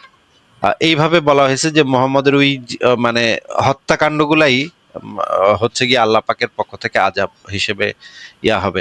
এইটা এই মুহূর্তে আমি দেখাতে পারবো না, কিন্তু আমাকে সময় দিলে আমি খুঁজে বের করে দেখাতে পারবো। জি জি, কিছু অবশ্যই আপনার কিছু আপনাদের ইসলামিস্ট কিছু জি ইসলামিস্ট লেখক এইভাবেই ব্যাখ্যা করে জিনিসটাকে, মোহাম্মদের পরবর্তী জীবনে মোহাম্মদ নিজেই স্বয়ং ছিল সেই আযাব আল্লাহ পাকের পক্ষ থেকে। আচ্ছা, ঠিক আছে আসিফ ভাই, কথা বলে খুব ভালো লাগলো। অবশ্যই আরেকদিন যুক্ত হবো, চেষ্টা করবো যুক্ত করার জন্য। ঠিক আছে ভাই, ভালো থাকেন তাহলে, আপনাদের জন্য শুভকামনা রইলো, ভালো থাকেন তাহলে। ওকে ভাই, ধন্যবাদ, ভালো থাকবেন। আচ্ছা, স্ট্যান্ডার্ড কি? কোনোভাবে, জি, কোনোভাবে ওনার মুখ থেকে বের করতে যে নাস্তিকতাই হচ্ছে ওনার স্ট্যান্ডার্ড। এবং এরা যখনই উনি মুখ থেকে বের করবে, এটা আমার কাছে মনে হয়েছে, তখনই উনি জিজ্ঞেস করতো যে নাস্তিকতা কেন যৌক্তিক একটা পজিশন। এখন আমি আসলে জানি না, আমি এই আচ্ছা, নাস্তিকতার দাবিটা কি একটু বলবেন? যে এটা যৌক্তিক পজিশন নাকি অযৌক্তিক পজিশন, সেটা তো নির্ধারণের আগে দেখতে হবে। এটার দাবিটা কি, এটার ক্লেমটা কি? ক্লেমটা ক্লেমটা হচ্ছে যৌক্তিক নাকি ক্লেম নাকি অযৌক্তিক? ক্লেমটা হচ্ছে that there is no God. Active there is claim no God, উনি বলতেছেন। এটা তো মানে সব নাস্তিকের স্ট্যান্ড না যে দেয়ার ইজ নো গড। সব নাস্তিকের এইটা স্ট্যান্ড, সামগ্রিকভাবে এইটা স্ট্যান্ড যে there is no evidence of God. এইটা সামগ্রিকভাবে নাস্তিকদের স্ট্যান্ড। কিন্তু দেয়ার ইজ আচ্ছা, নো গড এটা এটা যে আপনি হইতে পারে, বলতেছেন, এটা হইতে পারে এটা কিছু কি কোনো নাস্তিকের স্ট্যান্ড। ইউনিফাইড? আচ্ছা, হ্যাঁ বলেন। ভাই এটা হইতে পারে দেয়ার ইজ নো গড, এটা হইতে পারে কিছু নাস্তিকের স্ট্যান্ড হইতে পারে, কিন্তু সামগ্রিকভাবে দুই পক্ষের নাস্তিকদেরই একটা কমন স্ট্যান্ড হচ্ছে there is no evidence of God. এইটা তো সমস্ত নাস্তিকের কমন স্ট্যান্ড, তাই না ভাই? আহ, এরকমটা না, তাহলে কি আপনি বলতে চাচ্ছেন যে আসলে ওই যে ওই এথিস্টের সংজ্ঞার মধ্যে সবাই এখন একমত না, যারা এথিস্ট আছে তাদের মধ্যেই আসলে এই সংজ্ঞাটা নিয়ে আপনাকে আমি ঝামেলা কি আছে? বলেছি, আপনাকে আমি কি বলেছি আপনি বোঝেন নাই। ধরেন হ্যাঁ, কিছু, আমি বুঝতে পারছি। ধরেন কিছু নাস্তিকের স্ট্যান্ড হচ্ছে দেয়ার ইজ নো গড, হুম, আর কিছু নাস্তিকের স্ট্যান্ড হচ্ছে উই ডোন্ট নো, আমরা জানি না যে গড আছে নাকি নাই। এই সমস্ত নাস্তিকের একটা কমন গ্রাউন্ড হচ্ছে, কমন স্ট্যান্ড হচ্ছে there is no evidence of God. এই বিষয়ে তো সমস্ত নাস্তিক একমত নাকি? হ্যাঁ, এটা তো আগে আপনি যদি, আমি বিশ্বাস করি না এটার মেন ইয়েটা হচ্ছে, তো আমি এভিডেন্স পাই না, এটার উপরে বেস করে তো আমি বিশ্বাস করতেছি না। তাহলে এটাতে তো সব নাস্তিক একমত, তাই না? হ্যাঁ, এইটাতে তো কোনো নাস্তিকের দ্বিমত নাই। এটাতে আপনি কোনো কেউ কি বলছে, কেউ কি কারো পক্ষে কি বলা সম্ভব, লজিক্যালি বলা সম্ভব যে there is evidence of god but I don't believe it? এটা কি কোনো নাস্তিকের যৌক্তিকভাবে তো এক্স্যাক্টলি বলা সম্ভব না, এক্স্যাক্টলি তাই না? এক্স্যাক্টলি তাহলে আমি এই এই কথাটাই এই বলতে চাচ্ছিলাম পয়েন্টে যে তো, এই পয়েন্টে তো সমস্ত নাস্তিক একমত নাকি? ইজমা আছে, নাস্তিক ভিতরে ইজমা আছে নাকি?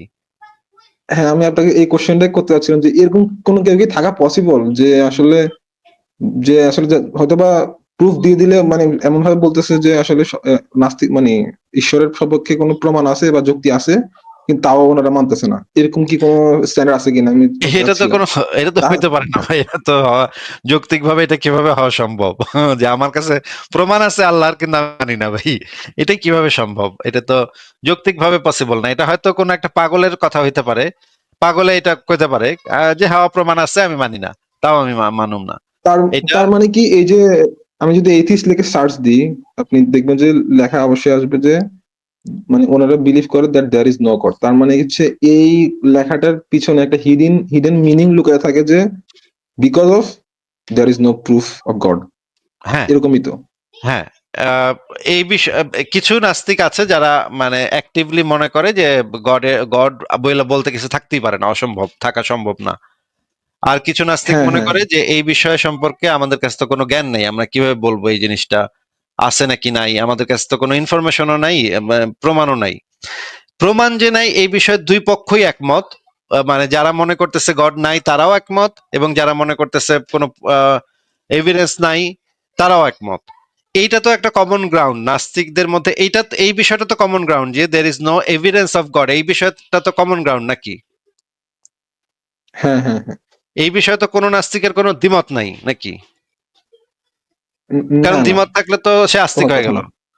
যদি সে, তার কাছে যদি এভিডেন্স থাকে তাহলে তো সে আস্তিক হয়ে গেল, তাই না? মানে মানে ওখানে পয়েন্টটা হচ্ছে কি, মানে ওনার অনেক কথা মতে মানে এইথিস্ট পজিশন বলে কোনো পজিশন এক্সিস্ট করতে পারে না, এরকম একটা কথা। কারণ হচ্ছে অ্যাথিস্ট, যদি এক্সিস্ট করে তাহলে হচ্ছে এটা মানে ওই যে কি বলে সেলফ রিপিটিং ফেলাচ্ছি ওনার মতে। কারণ হচ্ছে আচ্ছা, আপনাকে আমি একটা সেলফ রিপিটিং ফ্যালাসি দেখাই, হ্যাঁ? আপনি একটু সেলফ রিপিটিং ফ্যালাসি কাকে বলে সেই জিনিসটা একটু আমরা সবাই একটু শিখি। সেলফ রিপিটিং ফ্যালাসি কোরআন থেকে দেখাই, কোরআন থেকে দেখেন তো। ভাই আপনি কি আমাদেরকে একটু এই আয়াতগুলো একটু পড়ে শোনাতে পারবেন? এইগুলা হচ্ছে, আমি আয়াত নাম্বার বলে দিচ্ছি, এটা হচ্ছে সূরা মরিয়মের 26 নম্বর আয়াত। এই আল বায়ান ফাউন্ডেশনের অনুবাদটা একটু পড়ে শোনান তো, এখানে কি লেখা?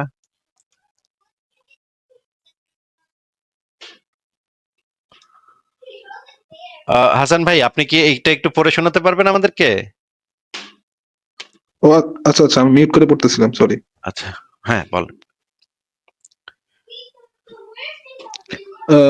অতঃপর তুমি খাও, পান করো এবং চোখ জোড়াও, আর যদি তুমি কোনো লোককে দেখতে পাও তাহলে বলে দিও আমি পরম করুণাময়ের জন্য চুপ থাকার মানত করেছি। অতএব আজ আমি কোনো মানুষের সাথে কিছুতেই কথা বলবো না। বুঝি আচ্ছা, নাই ব্যাপারটা। মানে এটা হচ্ছে ওই যে মানে মরিয়মের সময়ের একটা ঘটনা। এই যে আল্লাহ তাকে শিখাই দিচ্ছে যে তুমি যদি কাউকে দেখতে পাও, তুমি কিন্তু আজকে চুপ থাকার মানত করছো, তুমি যদি কাউকে দেখতে পাও তাহলে তাদেরকে বইলা দিও যে আমি কিন্তু আজকে কিন্তু আমি কথা বলবো না, আমি কিন্তু আজকে মৌন ব্রত পালন করছি, আমি কিন্তু মৌনতা অবলম্বন করছি, আজকে কিন্তু আমি কথা বলবো না। এই আয়াতটা পরে আপনি কি বুঝলেন ভাই? আচ্ছা, আমি আবার পড়তেছি। দেখতে পাও তাহলে বলে দিও, চুপ থাকতে করেছি। আচ্ছা, শুরুতে বলতেছিল যে হ্যাঁ, তুমি খাও, পান করো, চোখ জুড়াও। তাহলে আসলে কোন বিধানটা মানবে আসলে? শুরুর অংশটা না পরের অংশটা? না না, এটা এটা নিয়ে হচ্ছে কনফিউজ। মানে মুখের রোজা বলে একটা জিনিস ছিল, মানে আপনি কথা বলবেন না কারোর সাথে ওই দিন। হ্যাঁ, আপনি রোজা রাখবেন, কি রোজাটা হবে মুখের রোজা, ঠিক আছে? কিন্তু আপনি খাইতে পারবেন, পান করতে পারবেন, চোখ দিয়েও দেখতে পারবেন, কিন্তু মুখে কথা বলতে পারবেন না। এটা হচ্ছে মুখের রোজা। আগে অনেক ধর্মের ভিতরে এই জিনিসটা আছে, মুখে রোজা, মুখে মৌখিক রোজা রাখে, মানে মৌনতা অবলম্বন করে সারাদিন, কারোর সাথে কথাবার্তা বলে না। এটা আপনি শোনেন না হিন্দুদের ভিতরে এটা আছে যে? না না, শুনি নাই আমি এটা। আচ্ছা, এরকমও বিধান আছে ধর্মের ভিতরে। ইসলামের ভিতরে আগে এই বিধান ছিল, মানে আব্রাহামিক ধর্মে এই ধরনের বিধান ছিল যে মুখের মৌনতা অবলম্বন করত। এখন আপনি বলেন তো যে আল্লাহ পাক মরিয়মকে শিখাই দিচ্ছে যে তুমি আহ মৌনতা অবলম্বন করবা, চুপ থাকার মানত করবা, সেদিন সারাদিন চুপ থাকবা, কারোর সাথে কথা বলবা না। আর যদি তুমি কোনো লোককে দেখতে পাও তাহলে বলে দিও আমি পরম করুণাময়ের জন্য চুপ থাকার মানত করেছি, অতএব আজ আমি কোনো মানুষের সাথে কিছুতেই কথা বলবো না। And এইটার মানে কি আপনি বুঝতে পারতেছেন? কথা বলতে মানা করতেছে ডিরেক্ট। না না, কথা বলতে মানা করতেছে ডিরেক্ট, আল্লাহ মানা করতেছে কি, ঠিক আছে, কিন্তু কোন একটা ব্যাটারে মনে করেন, আপনি মনে করেন মৌনতার রোজা রাখলেন, আর আমি আপনার সামনে আসলাম, তখন আপনি আমার কি বলবেন ভাই?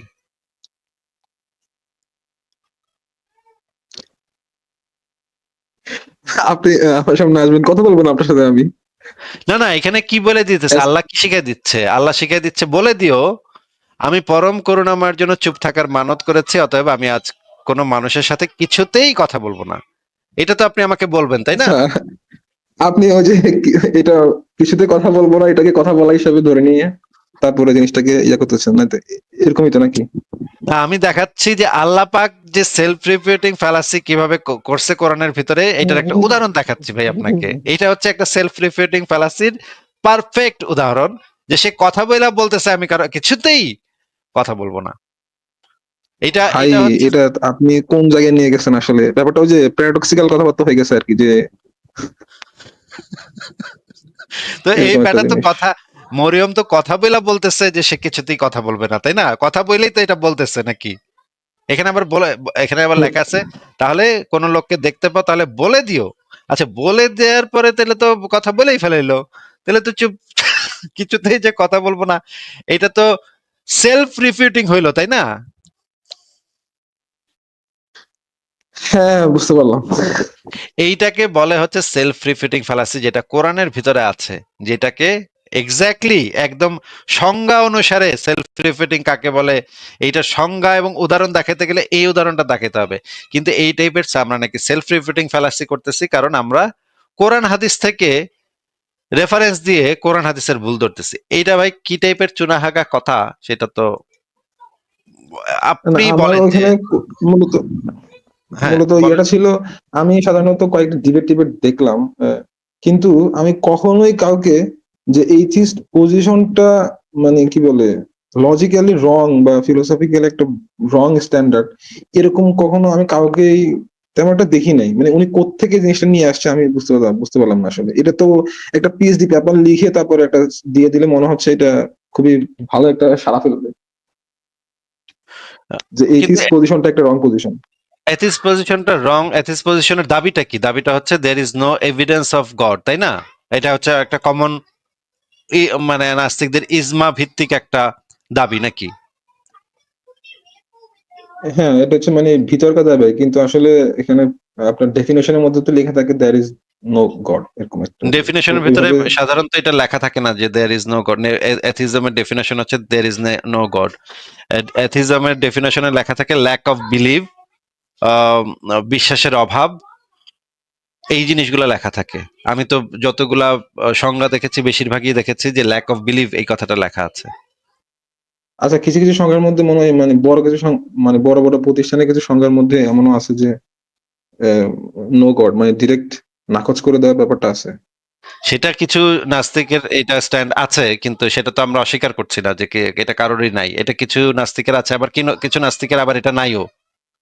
তাহলে কমন গ্রাউন্ডটাই তো নিতে হবে। নাস্তিকদের যে কমন জিনিসটা সেটাই তো আমাদের নিতে হবে। কমন জিনিসটা হচ্ছে যে there is no evidence of God. এই বিষয়ে তো সবাই ঐক্যমত, তাই না? একমত হইছে। আচ্ছা আচ্ছা, সব নাস্তিকের একমত আপনি কি আমাকে আছে। আমাকে কোনো মানে রিনাউন্ড সোর্স থেকে কি দেখাবেন যে আসলে সার্চ দিলে কি আসে ডেফিনেশনটা? ডেফিনেশন সার্চ দিলে তো সব জায়গায় আসে। ল্যাক অফ অ্যাথিজম হচ্ছে ল্যাক অফ বিলিভ, বিশ্বাসের অভাব। এই জিনিসটা তো যে কোনো ডিকশনারিতে আমি তো এই জিনিস অসংখ্যবার দেখছি, দেখাইছিও অসংখ্যবার। আপনি একটু গুগলে এটা সার্চ কি করেন এখন না, গুগলে সার্চ করে দেখেন। এখন সার্চ করতে গেলে হচ্ছে আমার কথা শোনা যাবে না, আমি মোবাইল থেকে আসি তো এই জন্য। সো ওই পজিশনটা নিয়ে যদি আমি কথা বলি তাহলে হচ্ছে আপনি বলবেন যে না দেয়ার ইজ নো গড, তার মানে এটার মধ্যে কোনো আপনি কোনো এভিডেন্স দেখাতে পারবেন না এটার বিপক্ষে যে না গড বলতে কিছু নাই, সুতরাং এটা একটা লজিক্যালি ইনভ্যালিড পজিশন এবং আচ্ছা, অন্ধবিশ্বাসী। এই যে আমি সংজ্ঞাটা এই যে গুগলে সার্চ করলাম, এখানে কি আসলো? Disbelief or lack of belief in the existence of God or gods. এই তো এখানে ডেফিনেশনই তো এটা বলা আছে।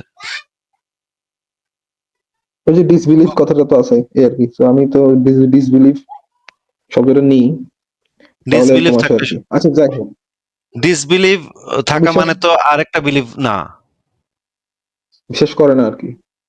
বিশ্বাস তো করে এই না। বিশ্বাস হ্যাঁ, না করাটার পিছনে রিজনটা কি, রিজন হচ্ছে এরকম আর কি। Lack of evidence. আপনাকে তো সেটা এতক্ষণ ধরে বলতেছি, ল্যাক অফ এভিডেন্স। ওই আর কি, ওই কথাটা যেহেতু ভিতরে থেকে যায় তো ওনারা না না, এইভাবেই ল্যাক অফ এভিডেন্সটা এটা পয়েন্টটা মেক করে আর কি। ডিরেক্টলি এথিজমের ভিতরে আসবে না। কারণ এরকম মানুষ থাকা সম্ভব যারা হচ্ছে এভিডেন্স পুষি না, আমি মাল্লা মানি না, ঈশ্বর মানি না, এরকম নাস্তিকও থাকা সম্ভব। এই কারণে সবাইকে ইনক্লুড করে তো এই সংজ্ঞাটা নির্ধারিত হয়েছে। একটা সংজ্ঞা নির্ধারণের সময় তো সবাইকে ইনক্লুড করা হয়, তাই না? বুঝতে পারছি। তাহলে মানে একটা এটা তো একটা ইনক্লুসিভ সংজ্ঞা। এই সংজ্ঞার ভিতরে তো কোনো সমস্যা নাই। এটা তো একদম পারফেক্টলি ওকে সংজ্ঞা। Disbelieve or lack of belief, এই সংজ্ঞার ভিতরে সমস্ত ক্যাটাগরি পড়ে যাচ্ছে। আচ্ছা, তার মানে আপনার পজিশন হচ্ছে না যে কোনো এভিডেন্স নাই, দ্যাটস ওয়াই আমি বিলিভ করি না, এরকমই তো। এটা আমার স্ট্যান্ড যে যেহেতু কোনো হ্যাঁ। এভিডেন্স নাই। আবার এরকম কিছু নাস্তিকও থাকতে পারে যারা মনে করে যে এভিডেন্সের দরকার কি, আমরা আল্লাহ বিশ্বাস করবো না, এভিডেন্স থাকলেও বিশ্বাস করবো না। এইটা এরকম থাকা সম্ভব, কিন্তু আমি তো এরকম জানি না এটা থিওরিটিক্যালি সম্ভব, প্র্যাকটিক্যালি সম্ভব বলে আমার মনে হয় না। আচ্ছা, আপনি কি মনে করেন যে এই পজিশনটা এটা কি কোনো পজিশনের এগেনস্টে ক্লেম নাকি কোনো অ্যাক্টিভ ক্লেম যে দেয়ার ইজ নো গড, নাকি থিইস্টরা বলে যে গড তুমি প্রমাণ দিতে পারো না এই জন্য আমি মানি না, এটা তো কোনো নাকি ক্লেমই না ভাই, এটা তো কোনো ক্লেমই না। না, এথিজমের এটার ভিতর তো কোনো ক্লেমই এই যে নাই। আপনি একটু আগে বললেন না যে কেউ আছে যে কোনো নাই যে আমি এত কিছু করি না, আমি মানি না, ওইটা তো একটা ডিরেক্ট। সেট। সেই সেটটাকে তো আমি তো বললাম যে কমন যে গ্রাউন্ডটা, সেই গ্রাউন্ডটা নিয়ে আপনি আলোচনা করেন। কমন যে বৈশিষ্ট্যটা, সেই বৈশিষ্ট্যটা নিয়ে আলোচনা করেন। ওই সেটটার বৈশিষ্ট্য তো আমি ডিফেন্ড করতে পারবো না। আচ্ছা, এটা তার মানে আপনার পজিশন মতে এটা কোনো অ্যাক্টিভ ক্লেম না। এটা তো কোনো অ্যাক্টিভ ক্লেম না। এই যে মানে কমন যে বৈশিষ্ট্যটা, কমন যে মানে ডেফিনেশনটা, আচ্ছা, এটা তো কোনো অ্যাক্টিভ ক্লেম না। বুঝতে পারছি। এটা হচ্ছে একটা ক্লেমের এগেনস্টে ডিসবিলিফ, এরকম একটা জিনিস আর কি। Disbelieve, lack of belief in the existence of or lack God of belief, or gods. হ্যাঁ, মানে একটা আরেকটা ক্লেমের এগেনস্টেই তো ধরেন যে যদি আহ, আমি কি বলবো, ধরেন যে আহ, এরকম একটা কোনো ডিটি থাকলো, যার নাম হচ্ছে এক্স, ওই এক্স যদি কেউ ক্লেম না করে তাহলে তো আর আছে এ এক্স ব্যাপারটা আসবে না, মানে আমি বলি এ থেকে হ্যাঁ, মানে এ এক্স ব্যাপারটা বুঝাচ্ছি আর কি, হ্যাঁ, হ্যাঁ, এরকম না? হ্যাঁ, ঠিক আছে। সুতরাং আমি অ্যাক্টিভলি সবাইকে বলতেছি না যে আমি পজিশন অনুযায়ী আমার হচ্ছে এক্স। কেউ যদি হ্যাঁ, এক্স এর কোনো ক্লেম করো তখনই আমি বলবো যে হ্যাঁ আমি এক্স, যেহেতু তুমি এটা কোনো প্রমাণ দিতে পারো না, হ্যাঁ, এরকমই। সেটা ঠিক আছে। হ্যাঁ, সেটা ঠিক আছে। আচ্ছা আচ্ছা, বুঝতে পারছি। আচ্ছা, কি কি জানি বলতে চাচ্ছিলাম, আমি হচ্ছে, আপনি আমাকে একটু দেখাবেন কি 2 নম্বর সূরার 187 নম্বর আয়াত থেকে একটু বের করবেন কোরআন.com থেকে তাফসীর ইবনে কাসির বিশেষ করে। ২ নম্বর সূরার ১৮৭। জি। একটু কনটেক্সটটা বলতে থাকেন আপনি, আমি বের করতেছি। না না, কনটেক্সটটা হচ্ছে কি, আমি বলবো না, এটা হচ্ছে আপনি একটু কষ্ট করে পড়বেন, আমি একটু পড়ছি তো। কি আপনি কিছু বুঝতে পারছেন কিনা এটা যদি একটু আমাকে বলতেন। আমি যেটা বুঝতে পারছি আর কি, আমি আগে বলে দিলে জিনিসটা হইলো না, আপনি বের করতে এটা হবে। তো হচ্ছে আ আ ওমর হচ্ছে তার বিবির সাথে কইরা ফেলাইছিল। সেটা নিয়ে বলতেছেন যে ওমর না না না, রোজার মাসে। ওটা না, ওইটার এই তাফসীরের মধ্যে লাস্ট অংশে একটা কথা আছে, ওই কথাটার কিছু তাফসীর আছে, ওই তাফসীরটা নিয়ে কথা বলতে চাচ্ছিলাম আমি। আমি কথা বলবো না, জাস্ট আপনাদের দেখাবো আর কি। আচ্ছা, ঠিক আছে। দাঁড়ান, আনতেছি আমি স্ক্রিনে।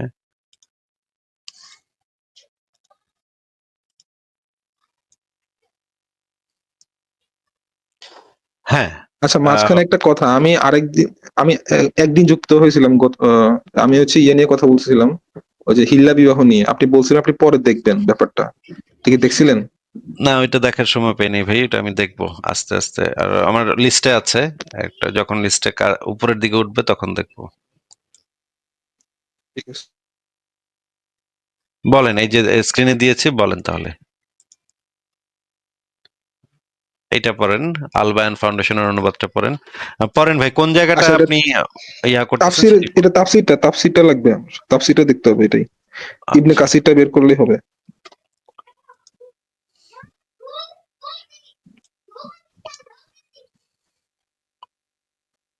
এটা কি ইবনে কাসিরটা? হ্যাঁ, এটা ইবনে কাসির। একটু এখানে নিচে যেতে যেটা হবে, নিচে এই নিচে যে যান, নিচে যান। রোজাদারদের স্ত্রী সহবাসটা আগে ইয়া ছিল রাতের, মানে ঈশার নামাজের পর থেকে ঘুমানোর না, আগ আমি আসলে পর্যন্ত। এই যে রোজার ব্যাপারটা নিয়ে কথা না বলে একটু নিচে গেলে ওই যে ইতিকাফের ব্যাপারটা নিয়ে একটু কথা আছে, এটা নিয়ে বলতে চাচ্ছিলাম। আচ্ছা, আরো নিচে, আরো নিচে।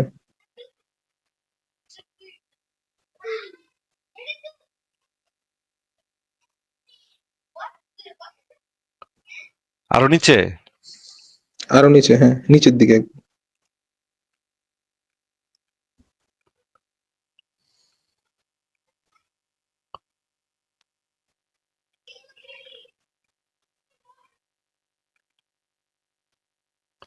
আচ্ছা, আর একটু উপরে, একটু উপরে। এটা তাফসীর ইবনে কাসির না? হ্যাঁ, এই যে ইতিকাফের আচ্ছা, অবস্থায়। ইতিকাফ, হ্যাঁ।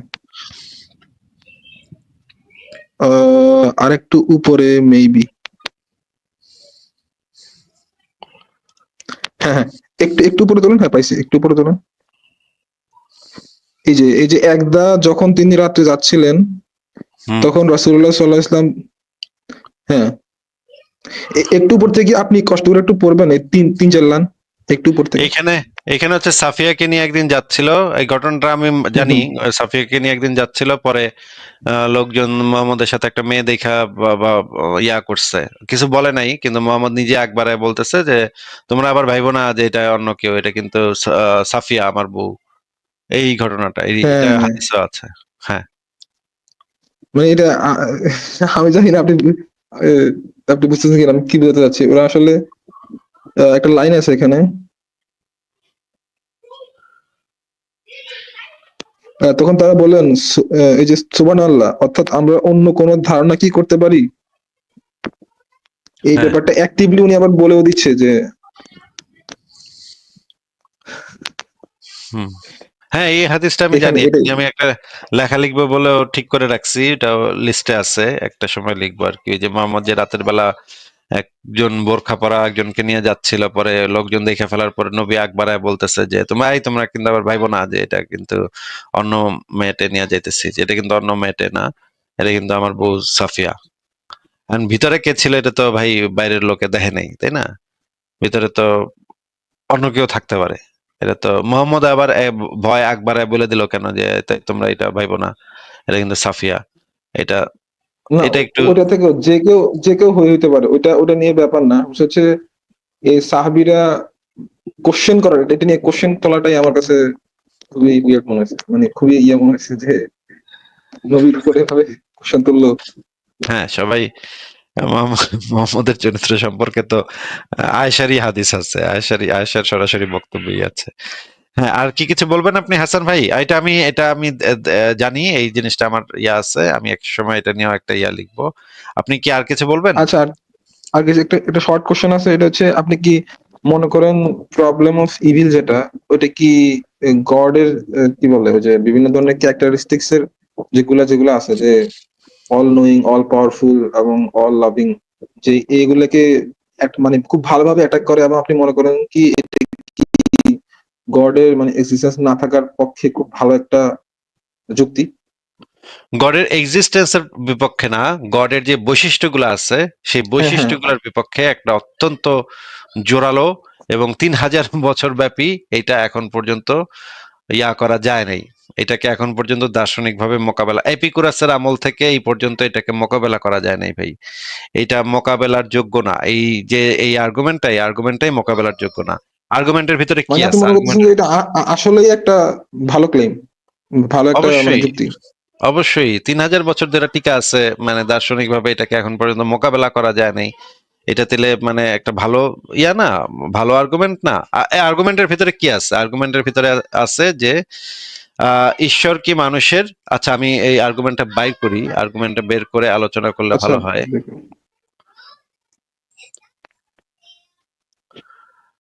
এটাও সংশয়.com এ দেয়া আছে, আমি আর্গুমেন্টটা একদম প্রত্যেকটা পয়েন্ট ধরে আচ্ছা, ধরে। এটার বিপক্ষে বেসিকলি যে রিফিউটিংটা আছে সেটা হচ্ছে because god gave us free will, এই ফ্রি যেটা উইল, আছে। ফ্রি উইল ইসলামের সাপেক্ষে এটা খাটবেই না, কারণ ইসলামে ফ্রি উইল বলে কিছু হ্যাঁ, নাই, সমস্ত কিছু তাকদিরে লিপিবদ্ধ।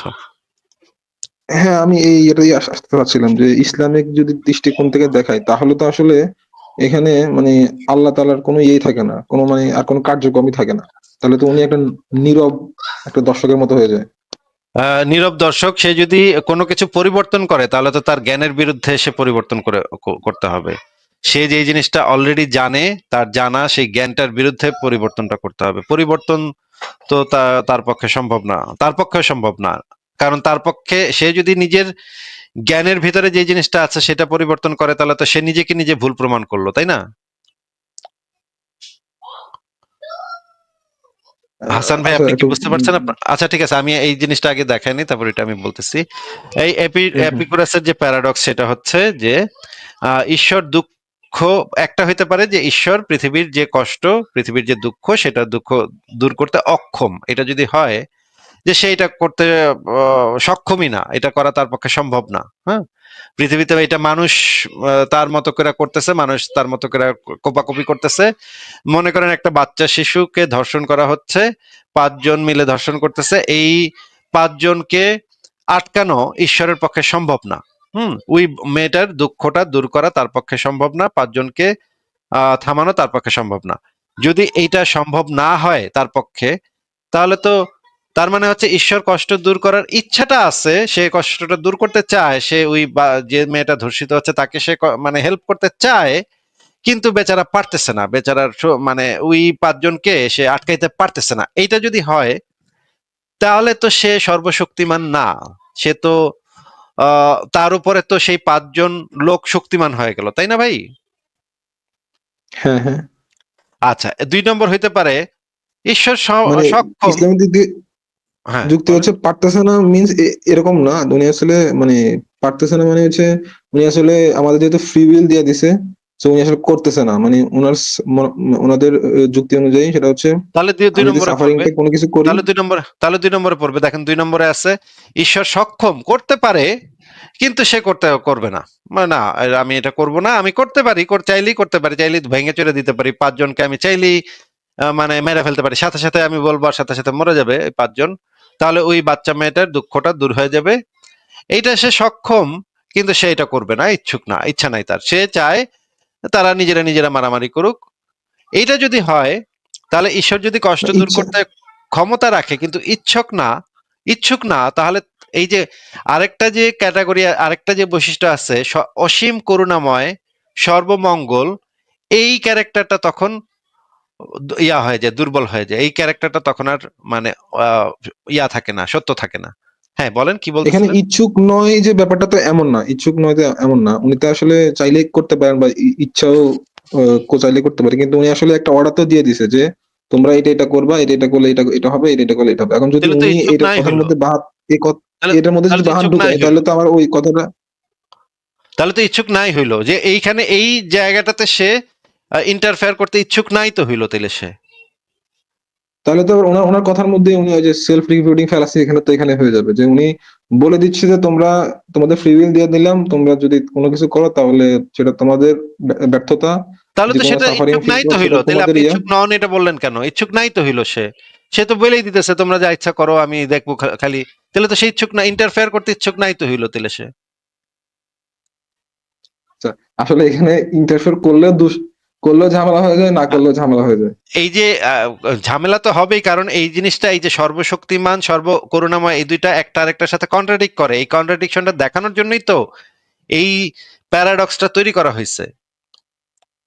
এই দুইটা তো একটা একটার সাথে থাকে না। আপনাকে আরো একটা জিনিস দেখাবো আমি এরপরে।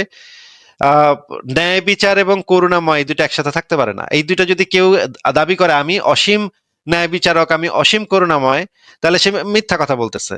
এটা সম্ভব না, যৌক্তিকভাবে সম্ভব না এটা। ওইটা আমি হ্যাঁ, পরে ওইটা দেখাবো। আমি দেখছি। ওইটা আমি পরে দেখাবো। আমি এইখানে দেখাচ্ছি যে ঈশ্বর যদি সক্ষম হন, ওনার সর্বশক্তি থাকে, ওনার এইটার করার সক্ষমতা থাকে, কিন্তু যদি সে যদি মনে করে যে না আমি এটা এর ভিতরে ইন্টারফেয়ার করব না, ওরা যা ইচ্ছা করুক, তাহলে তো সে ইচ্ছুক না হইলো। তাইলে তো এইখানে সে ইন্টারফেয়ার করতে ইচ্ছুক নাই তো হইলো। এটা আপনি কেন বলতেছেন যে সে তাইলে আপনি বলেন যে সে ইচ্ছুক, তাহলে তো ইচ্ছুক মানে তো সে সক্ষম এবং ইচ্ছুক দুইটাই যদি একসাথে হয়, তাহলে তো 3 নম্বর ক্যাটাগরিতে পড়বে। কি ক্যাটাগরি এখানে তাহলে? এই যে 3 নম্বর ক্যাটাগরি হচ্ছে ঈশ্বর সক্ষম একই সাথে ইচ্ছুক, তাহলে প্রশ্ন হচ্ছে যদি ঈশ্বর কষ্ট দূর করার ক্ষমতা এবং ইচ্ছা উভয় থাকে, তবে পৃথিবীতে এই অমঙ্গল, দুঃখ, কষ্ট কেন এখনো এক্সিস্ট করে? কেন একটা বাচ্চা মেয়ে কেন ধর্ষণের শিকার হচ্ছে? তাহলে তো এই 3টা ক্যাটাগরির বাইরে আর কোনো ক্যাটাগরি কি থাকতে পারে বলেন তো? থাকতে পারে না, কিন্তু এটার ক্ষেত্রে একটা যুক্তি দেওয়া যায়, তাহলে হচ্ছে ওনার মানে এই ক্রিয়েটিং পারপাসটাই আসলে তাহলে কোনো পারপাসই হবে না তাহলে। যে উনি তো চাইলে রোবটের মতো ফেরেশতাই শুধু তৈরি করতে পারতেন, কিন্তু উনি এমন একটা ক্রিয়েচার ভাই তৈরি ভাই করতে পারপাস চাইলেন। পারপাস মনে করেন পারপাসের কারণেই করছে, কিন্তু এই 3টা জিনিসের হুম। বাইরে তো সে যেতে পারতেছে না। যদি যদি আপনার একটা ব্যাখ্যা থাকে ভাই তো এই কারণে করছে, ভাই আল্লাহ তো মানে করলে পারতো কিন্তু করবো না এই কারণে, যে আপনার কারণটা ব্যাখ্যা, আপনি ব্যাখ্যাটা হয়তো আপনার কাছে একটা আছে যে এই কারণে করছে, কিন্তু তাহলে তো সেটা এই 3টা ক্যাটাগরির একটা ক্যাটাগরিতে তো পড়বে। সে তো ইচ্ছুক না তো, তাহলে যেই কারণে ইচ্ছুক না হোক, আমি তো কারণটা জানতে চাচ্ছি না কি কারণে ভাই ইচ্ছুক না সে। এটা তো আপনাকে আমি এখন জিজ্ঞেস করতেছি না ভাই আল্লাহ তো করতে ইচ্ছুক না, কেন ইচ্ছুক না ভাই? তার কি মাথা চুলকাইতেছে নাকি পেট ব্যথা? তার তার পেট ব্যথা থাকুক, তার মাথা ব্যথা থাকুক, বা তার পারপাস থাকুক, যেইটা ইচ্ছা থাকুক না কেন, ইচ্ছুক তো না, এটা তো কনফার্ম নাকি? ও আচ্ছা আচ্ছা, বুঝতে পারছি, তার মানে আপনি ওই ইচ্ছাটাকেও এই ইচ্ছার মধ্যে ফালাই দিতেছেন। হ্যাঁ, বুঝতে কোন পারছি। ইচ্ছা? মানে এই যে ওই সে যে যদি, হ্যাঁ ক্রিয়েটিং, বলেন। হ্যাঁ, ওই যে ওনার যে ইচ্ছাটা যে আমি এমন একটা ক্রিয়েচার তৈরি করবো যেটা হচ্ছে তাদের মধ্যে ফ্রি উইল থাকবে, যারা নিজেদের মতো করে ডিসিশন নিবে, এই এই ইয়ার ইচ্ছাটা, তাহলে এই ইচ্ছাটা ক্রিয়েটিং থাকা এর মানে তো সে ইচ্ছাটা। ইন্টারফেয়ার করতে ইচ্ছুক না, তাই না? হুম। এই ইচ্ছাটা যদি কারো থাকে তাহলে তো সে ইন্টারফেয়ার করতে ইচ্ছুক না, ইন্টারফেয়ার সে করবে না। তার ক্ষমতা আছে কিন্তু সে ইন্টারফেয়ার করবে, তাহলে সেকেন্ড 2 নম্বর ক্যাটাগরির ভিতরে সে পড়লো। আর 2 নম্বর বুঝতে ক্যাটাগরির ভিতরে যদি পড়ে, তাহলে সে অসীম করুণাময় কিভাবে হয়? একটা ঘটনা চোখের সামনে ঘটতেছে, একটা বাচ্চা মেয়ে ধর্ষিত হইতেছে, সে যদি সেটার ভিতরে ক্ষমতা থাকার পরেও ইন্টারফেয়ার না করে, তাহলে তো সে অসীম করুণাময় কিভাবে হয়? আসলে আমার এখানে যে ইয়েটা ছিল সেটা মানে কোশ্চেনটা মূলত ছিল সেটা হচ্ছে এই যে আমরা বলি গড হচ্ছে মানে আমাদের, ধরুন যে কোনো একটা বিপদ থেকে বাঁচলাম, আমি বললাম যে আল্লাহ তাআলা আমার বাঁচাই নিছে। তখন এরকম এই যে এখন এই যুক্তি অনুযায়ী ওনার ওনার হচ্ছে কোনো এই যে কি বলে উনি আসলে ইন্টারফেয়ার করে না, বা উনি ওই যে বলে আমাদের ফ্রি উইল দিয়ে দিয়েছে, যা হয় আমাদের ইচ্ছাতেই হয়। তাহলে আসলে ওনাদের যে এই ক্যারেক্টারিস্টিক্সটা, যে পরম করুণাময়, আমি পরম ক্ষমাশীল, আমি মানুষকে ক্ষমা করে দিতে পারি বা না করতে পারি। তাহলে এই যে ক্যারেক্টারিস্টিক্স, এটা আসলে কখন উনি মানে কাজে লাগান? উনি তো দুনিয়াতেও কাজে লাগাতে পারতেছেন না, বা আখিরাতে গিয়েও কাজে লাগাতে পারতেছেন না। তখন তো উনার আর এখানে পার্সিয়ালিটি করলে হবে না। তখন তো উনাকে ন্যায় বিচারক হইতে হবে। হ্যাঁ, তখন তো আর কিছু করার নাই, কাম তো ঘটে গেছে, এখন তো সে জাস্ট বিচারটা করবে। সেখানে যদি সে করুণাময় হ্যাঁ, গিরিগি হ্যাঁ। দেখায় তাহলে তো অবিচার হয়ে যাবে। তাহলে তো হ্যাঁ, তাহলে তো অন্য কারোর প্রতি অবিচার হয়ে যাচ্ছে। তো আসলে এটাই আমি মূলত কোয়েশ্চেনটা ছিল আমার এই জায়গায় আরকি। তাহলে তো উনার এই ক্যারেক্টারিস্টিক্স এর থাইকে আসলে কোনো লাভ নাই। এটা যদি না হ্যাঁ, এটা দুনিয়াতেও যদি তার থাকেও, না দুনিয়াতে উনি খাটাতে পারতেছে, নাকি আখিরাতে খাটাতে পারতেছে। হ্যাঁ, সেটা যদি তার মনে মনে সে তার করুণা রাখেও, কিন্তু করুণা দিয়ে তো কোনো কাজ তো হইতেছে না, কিছু তো সে ঘটাতে পারতেছে না। সে মনে মনে করুণা থাকলে তার লাভ কি? সে মনে করেন অনেক কান্নাকাটি করতেছে, বাচ্চা মেয়ে ধর্ষিত হচ্ছে, সে অনেক কাঁদতেছে আসমানে বৈশা। এতে আমরা কি করব ভাই? সে কাঁদতেছে, এতে আমরা কি করতে পারি? তুই তো কামের কাম তো কিছু করতে পারলি না।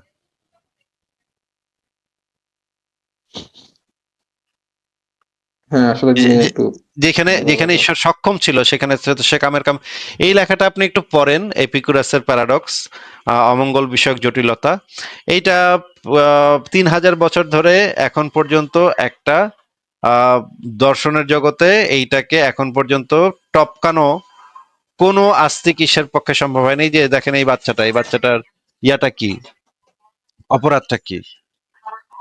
এবং এই লেখাটা পুরোটা পড়েন আপনি, লেখাটা পড়ার পরে আপনি বলেন আহ, এইটার ভিতরে কি বলা আছে। এবং আহ, অনেক গুরুত্বপূর্ণ দার্শনিকরাও তো এই কথা বলে গেছে যে এই এপিকুরাসের এই জিনিসটাকে এখন পর্যন্ত টপকানো যায় নাই। এপিকুরাসের এই জিনিসটাকে, দার্শনিক এই প্রবলেমটাকে, প্রবলেম অফ ইভিল, এই জন্যই তো মানে দর্শনের জগতে অন্যতম গুরুত্বপূর্ণ একটা প্যারাডক্স, যেই প্যারাডক্সটাকে এখন পর্যন্ত ইয়া করা যায় না নাই। আমি কেন কেন আমি এটা কথা বললাম যে এটা আসলে ভ্যালিড কিনা, সেটা হচ্ছে আমি দেখেছি যে এরকম একটা মানে খুবই ভালো একটা আর্গুমেন্ট আছে প্রবলেম অফ ইভিল নামে, কিন্তু আমি ডিবেটের ক্ষেত্রে বা অন্য কোনো এর ক্ষেত্রে, বা ডাজ গড এক্সিস্ট বা অর নট, এরকমের মধ্যে ওরা না আসলে এই ইয়েটা কখনোই তেমন একটা দেয় না।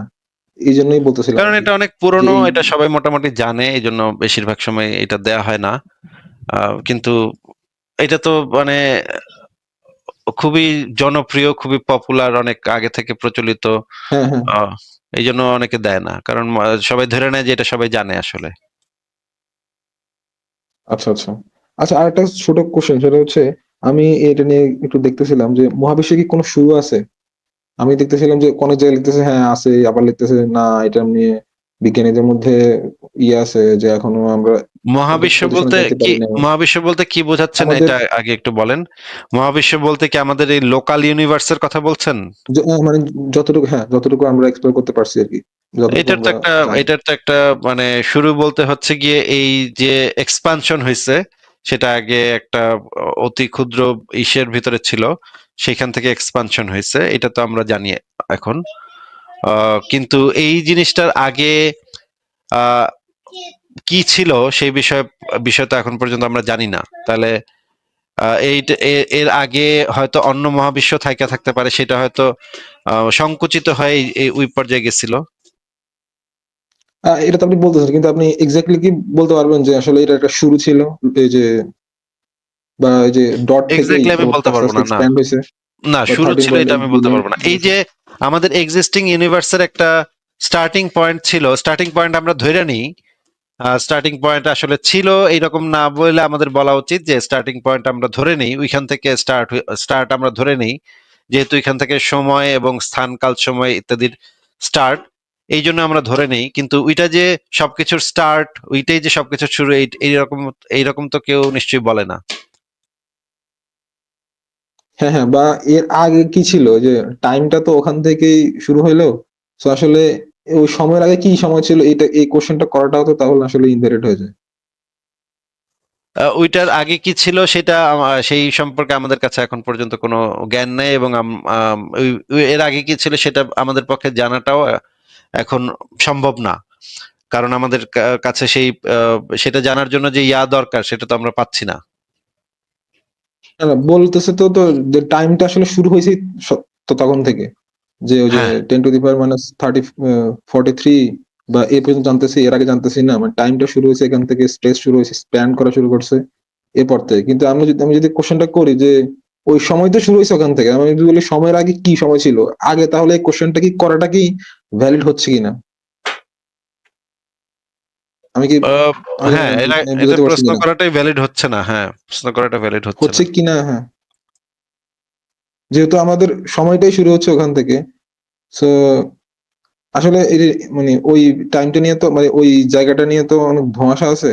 সো এই ধোঁয়াশার মধ্যে যে আপনি যদি বলেন এটা শুরু হয়েছে মানে লোকাল ইউনিভার্সটা, সো শুরু হওয়ার পিছনে আমরা যতটুকু দেখি ইউনিভার্সের মধ্যে প্রত্যেকটা জিনিস একটা কজ এন্ড ইফেক্ট, এটা তো একটা মানে একদম স্বতঃসিদ্ধ একটা জিনিস। সো ওই অনুযায়ী কেউ যদি ধরে নেয় এটার ওইটার পিছনে একটা কজ থাকতে হবে এবং সেটা কজটা হবে নেসেসারি, তখন আপনি কি বলবেন জিনিসটা খুবই অ্যাবসার্ড একটা বিলিভ? হ্যাঁ বলবো, খুবই উদ্ভট কথাবার্তা এগুলা।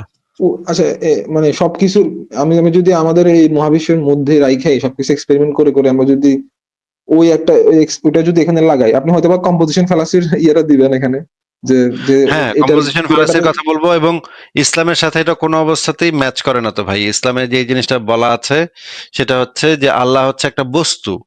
আল্লাহ একটা বস্তু যদি হয়, দেখেন কি লেখা আছে, এটা হচ্ছে বুখারী শরীফের ৭,৪১৭ নম্বর হাদিস। এখানে আল্লাহ তাআলা নিজেকে শাউন বস্তু বলে আখ্যায়িত করেছেন, দেখা যাচ্ছে ভাই? হ্যাঁ, হ্যাঁ। আমরা সরাসরি বই থেকে দেখি, দেখেন এই যে সহিহুল বুখারী তাওহীদ পাবলিকেশন ৬ষ্ঠ খণ্ড, দেখেন এখানে দেখেন আল্লাহ তাআলা নিজেকে শাউন বস্তু বলে আখ্যায়িত করেছেন।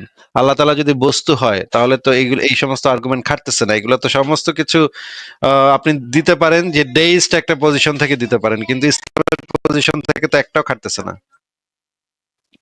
ও আচ্ছা, আচ্ছা, এটা আমি জানতাম না যে আল্লাহ তাআলা কোন বস্তু হিসেবে জিজ্ঞাসা করছে। আল্লাহ তাআলা একটা বস্তু, আল্লাহ পাকের হাত পা আছে, পা আছে। দেখেন আল্লাহ পাকের দুই হাত, উভয় হাত হচ্ছে ডান হাত, দুইটা হাত আছে, দুইটা হাতের ভিতরে আবার দুইটা হাতই হচ্ছে ডান হাত। এটা তো সমস্যা হচ্ছে হাদিসে বলা আছে। ওনারা মনে হয় আমরা আসলে মানে আমাদের এই সেন্স আমরা বস্তু বা ম্যাটার বলতে যেটা বুঝি সেটা হচ্ছে অনেকগুলো পার্টিকেলের একটা সমন্বয়।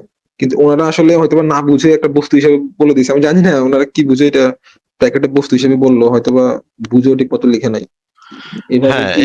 এবং আল্লাহ পাকের যে আকার আকৃতি আছে, আল্লাহ পাকের উভয় হাতই ডান হাত। সুনান নাসাই শরীফ 53-78 নম্বর হাদিসে বলা আছে, দেখেন এই যে আল্লাহ পাক হবে, চেহারাটা হবে অনেকটা এরকম, দুইটা হাতই হইতেছে ডান হাত। তারপরে হচ্ছে গিয়ে যদি আবার আল্লাহর আরশ যে মচমচ মচমচ করে, হ্যাঁ আল্লাহ পাকের আরশটা নাকি আবার এত ভারী যে যে ইয়ারা জাগায় রাখে। দেখেন এখানে আলবিদা ওয়ান নিহায়াতে কি বলা আছে, আমরা একটু পড়ি। প্রথম খণ্ড পৃষ্ঠা নম্বর 55-তে বলা আছে, জনৈক বেদুইন রাসূলুল্লাহর দরবারে এসে বলল, হে আল্লাহর রাসূল, মানুষগুলো সংকটে পড়ে গেছে, পরিবার পরিজন অনাহারে দিনপাত করছে, ধন সম্পদ গবাদি পশু ধ্বংস হয়ে গেছে। অতএব আপনি আল্লাহর নিকট আমাদের জন্য বৃষ্টির জন্য দোয়া করুন। আপনার উসিলায় আল্লাহর নিকট, আল্লাহর উসিলায় আমাদের নিকট সাহায্য প্রার্থনা করছে। এই কথা শুনে রাসূল কি বলল দেখেন, মোহাম্মদ কি বলল দেখেন, ধিক তোমাকে, তুমি কি বুঝতে পারছো কি বলছো? এই কথা এই বলে রাসূলুল্লাহ অনবরত আল্লাহর পবিত্রতা বর্ণনা করতে, মানে মোহাম্মদ তো বৃষ্টি টিষ্টি ঝরাইতে পারবো না। এ তো জানে যে মোহাম্মদ সে তো বেশি আল্লাহর কাছে প্রার্থনা করলে বৃষ্টি হইবে এরকম কোনো গ্যারান্টি নাই, এরকম এটা মানে বেদুইন আইসা তার একটা এমন একটা আবদার করছে সেটা সে পূরণ করতে পারবে না। এটা বুঝছে মোহাম্মদ গেছে চৈত্যা, মোহাম্মদ চৈত্যা মিথ্যা বলতেছে, ধিক তোমাকে, তুমি কি বুঝতে পারছো? এগুলো এগুলো কি আল্লাহর পবিত্রতা বর্ণনা করতে থাকেন, দেখেন তার মুখমণ্ডলে তার প্রভাব পরিলক্ষিত হয়। তিনি বলেন, ধিক তোমাকে, আল্লাহর উসিলা দিয়ে তার সৃষ্টি কারো সাহায্য প্রার্থনা করা চলে না। আল্লাহর শান অনেক ঊর্ধ্বে, ধিক তোমাকে, তোমার কি জানা আছে যে আল্লাহর আরশ তার আকাশসমূহের উপরে এভাবে আছে? তিনি ভংচং মানে বলা শুরু করে দিছে। তখন বৃষ্টির জন্য প্রার্থনা টার্থনা করবে না, বৃষ্টি হবে কিনা সেই বিষয়ে কোনো আশ্বাসও সে দিল না। সে নিজের আল্লাহর নবী বলে দাবি করে, আল্লাহর সাথে নাকি তার ডাইরেক্ট যোগাযোগ, কিন্তু সে ওইগুলা কিছুই বলতেছে না, সে তখন বুং বাং দিতেছে। এই বলে তিনি আঙ্গুলি সমূহ দ্বারা গম্বুজের মতো করে দেখান। তারপর বলেন, বাহন তার আরোহীর ভারে যেমন মচমচ করে ওঠে, আরশও তেমনি মচমচ করে ওঠে। এই যে সে এই 8জন ফেরেশতা দেখেন, সুনান আবু দাউদ শরীফের তাহকিকৃত 47-27 নম্বর হাদিসে বলা আছে, রাসূলুল্লাহ বলেছেন, যে সকল ফেরেশতা আল্লাহর আরশ বহন করেন তাদের একজনের সাথে আলাপ করার জন্য আমাকে অনুমতি দেওয়া হয়েছিল। এটা একটা সহিহ হাদিস। এই যে সেই ব্যাটার আবার সেই ফেরেশতার কানের লতি থেকে কাঁধ পর্যন্ত স্থানের দূরত্ব হলো 700 বছরের দূরত্বের সমান, মানে এত বড়। এইবার এই ফেরেশতা এত বড়, এই একটা ফেরেশতা এরকম 8টা ফেরেশতা মিল্লা আল্লাহর আরশ বহন করে। 8টা ফেরেশতা কই পাইলাম সেটাও দেখা দিচ্ছি, সেটা বোধহয় এখানে আছে। এইখানে নাই। 8জন ফেরেশতা আছে, সেই তারা আল্লাহর এই ভারী আরশটা সেটা বহন করে। এখন আপনি যদি বলেন যে আল্লাহ পাকের তো তাইলে ওয়েট আছে, ওজন আছে। দেখেন এই আরশটা মচমচ করে উঠতেছে। পুরোনো দিনে কাঠের যে চেয়ার গুলা যেরকম একটু নড়াচড়া করলেই যে মচমচ করে উঠতো, সেরকম মচমচ করে ওঠে। তাইলে তো এই আল্লাহ পাকের তো ওজন আছে। তাহলে তো পুরাপুরি জিনিসটা তো একটাও, এই যে দার্শনিক কথাবার্তাই আপনি বলবেন না কেন, সবকিছু তো ইনভ্যালিড হয়ে যাচ্ছে। আল্লাহ পাকের তো একদম বস্তুগত একটা সত্তা, যার 2টা হাত আছে, পা আছে, পা দিয়ে নাকি জাহান্নামে চাপ দিবে, তারপর নাকি সমস্ত কিছু একদম এক্স্যাক্টলি মানুষের মতো, দেবদেবীর মতো, যে প্রাচীনকালের যে মূর্তিমান দেবদেবী গুলা, সেই দেবদেবী গুলার মতো, তাই না? আপনি কি বলেন? হ্যাঁ, দেখলাম আসলে হাদিস গুলো আসলে কে লিখছে বা এটা নিয়ে আজ এখন তো কোশ্চেনও করা যাবে না হাদিস নিয়ে, যেহেতু এগুলা বহুত যাচাই বাছাই হয়েও আসছে। হ্যাঁ, তাহলে আগে ওই হাদিসগুলা বাতিল করেন, বাতিল করে আসেন, তখন আপনার সাথে এই যে দার্শনিক কি কি বিষয়াদি আছে সেগুলো নিয়ে আলাপ করা যাবে।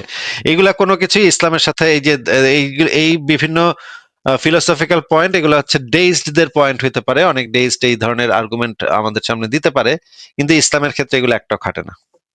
ঠিক আছে হাসান ভাই, তাহলে আর কি কিছু বলবেন আপনি? আচ্ছা, আপনি কি কোনো এমনি ফিলোসফিক্যাল পজিশন কোনো হোল্ড করেন, যে এরকম কি বলে ন্যাচারালিজম বা হচ্ছে যে হিউম্যানিজম, এরকম কোনো পজিশন কি আপনি হোল্ড করেন? আমি একজন হিউম্যানিস্ট হিসেবে নিজেকে বলি, হ্যাঁ। হিউম্যানিজমের সাথে নাস্তিকতার সম্পর্ক আছে। আচ্ছা আচ্ছা, এটা কি থাক, এখন আর এটা নিয়ে কথা বাড়ানো ঠিক হবে না, অনেক কথা বলে ফেলছি, ঠিক আছে। আপনাকে সংক্ষেপে বলে দিই, হিউম্যানিটেরিয়ান আর হিউম্যানিজম এই দুটা আলাদা জিনিস, এই দুটা আপনি আলাদা, এই দুটার ডেফিনেশন হ্যাঁ আলাদা। হ্যাঁ, বুঝতে পারছি, এটা হচ্ছে মানববাদ আর মানবতাবাদ। হ্যাঁ, হ্যাঁ, ঠিক আছে। ঠিক আছে হাসান ভাই, তাহলে বুঝতে আজকে পারছি। বিদায় জানাই আপনাকে, ভালো থাকেন।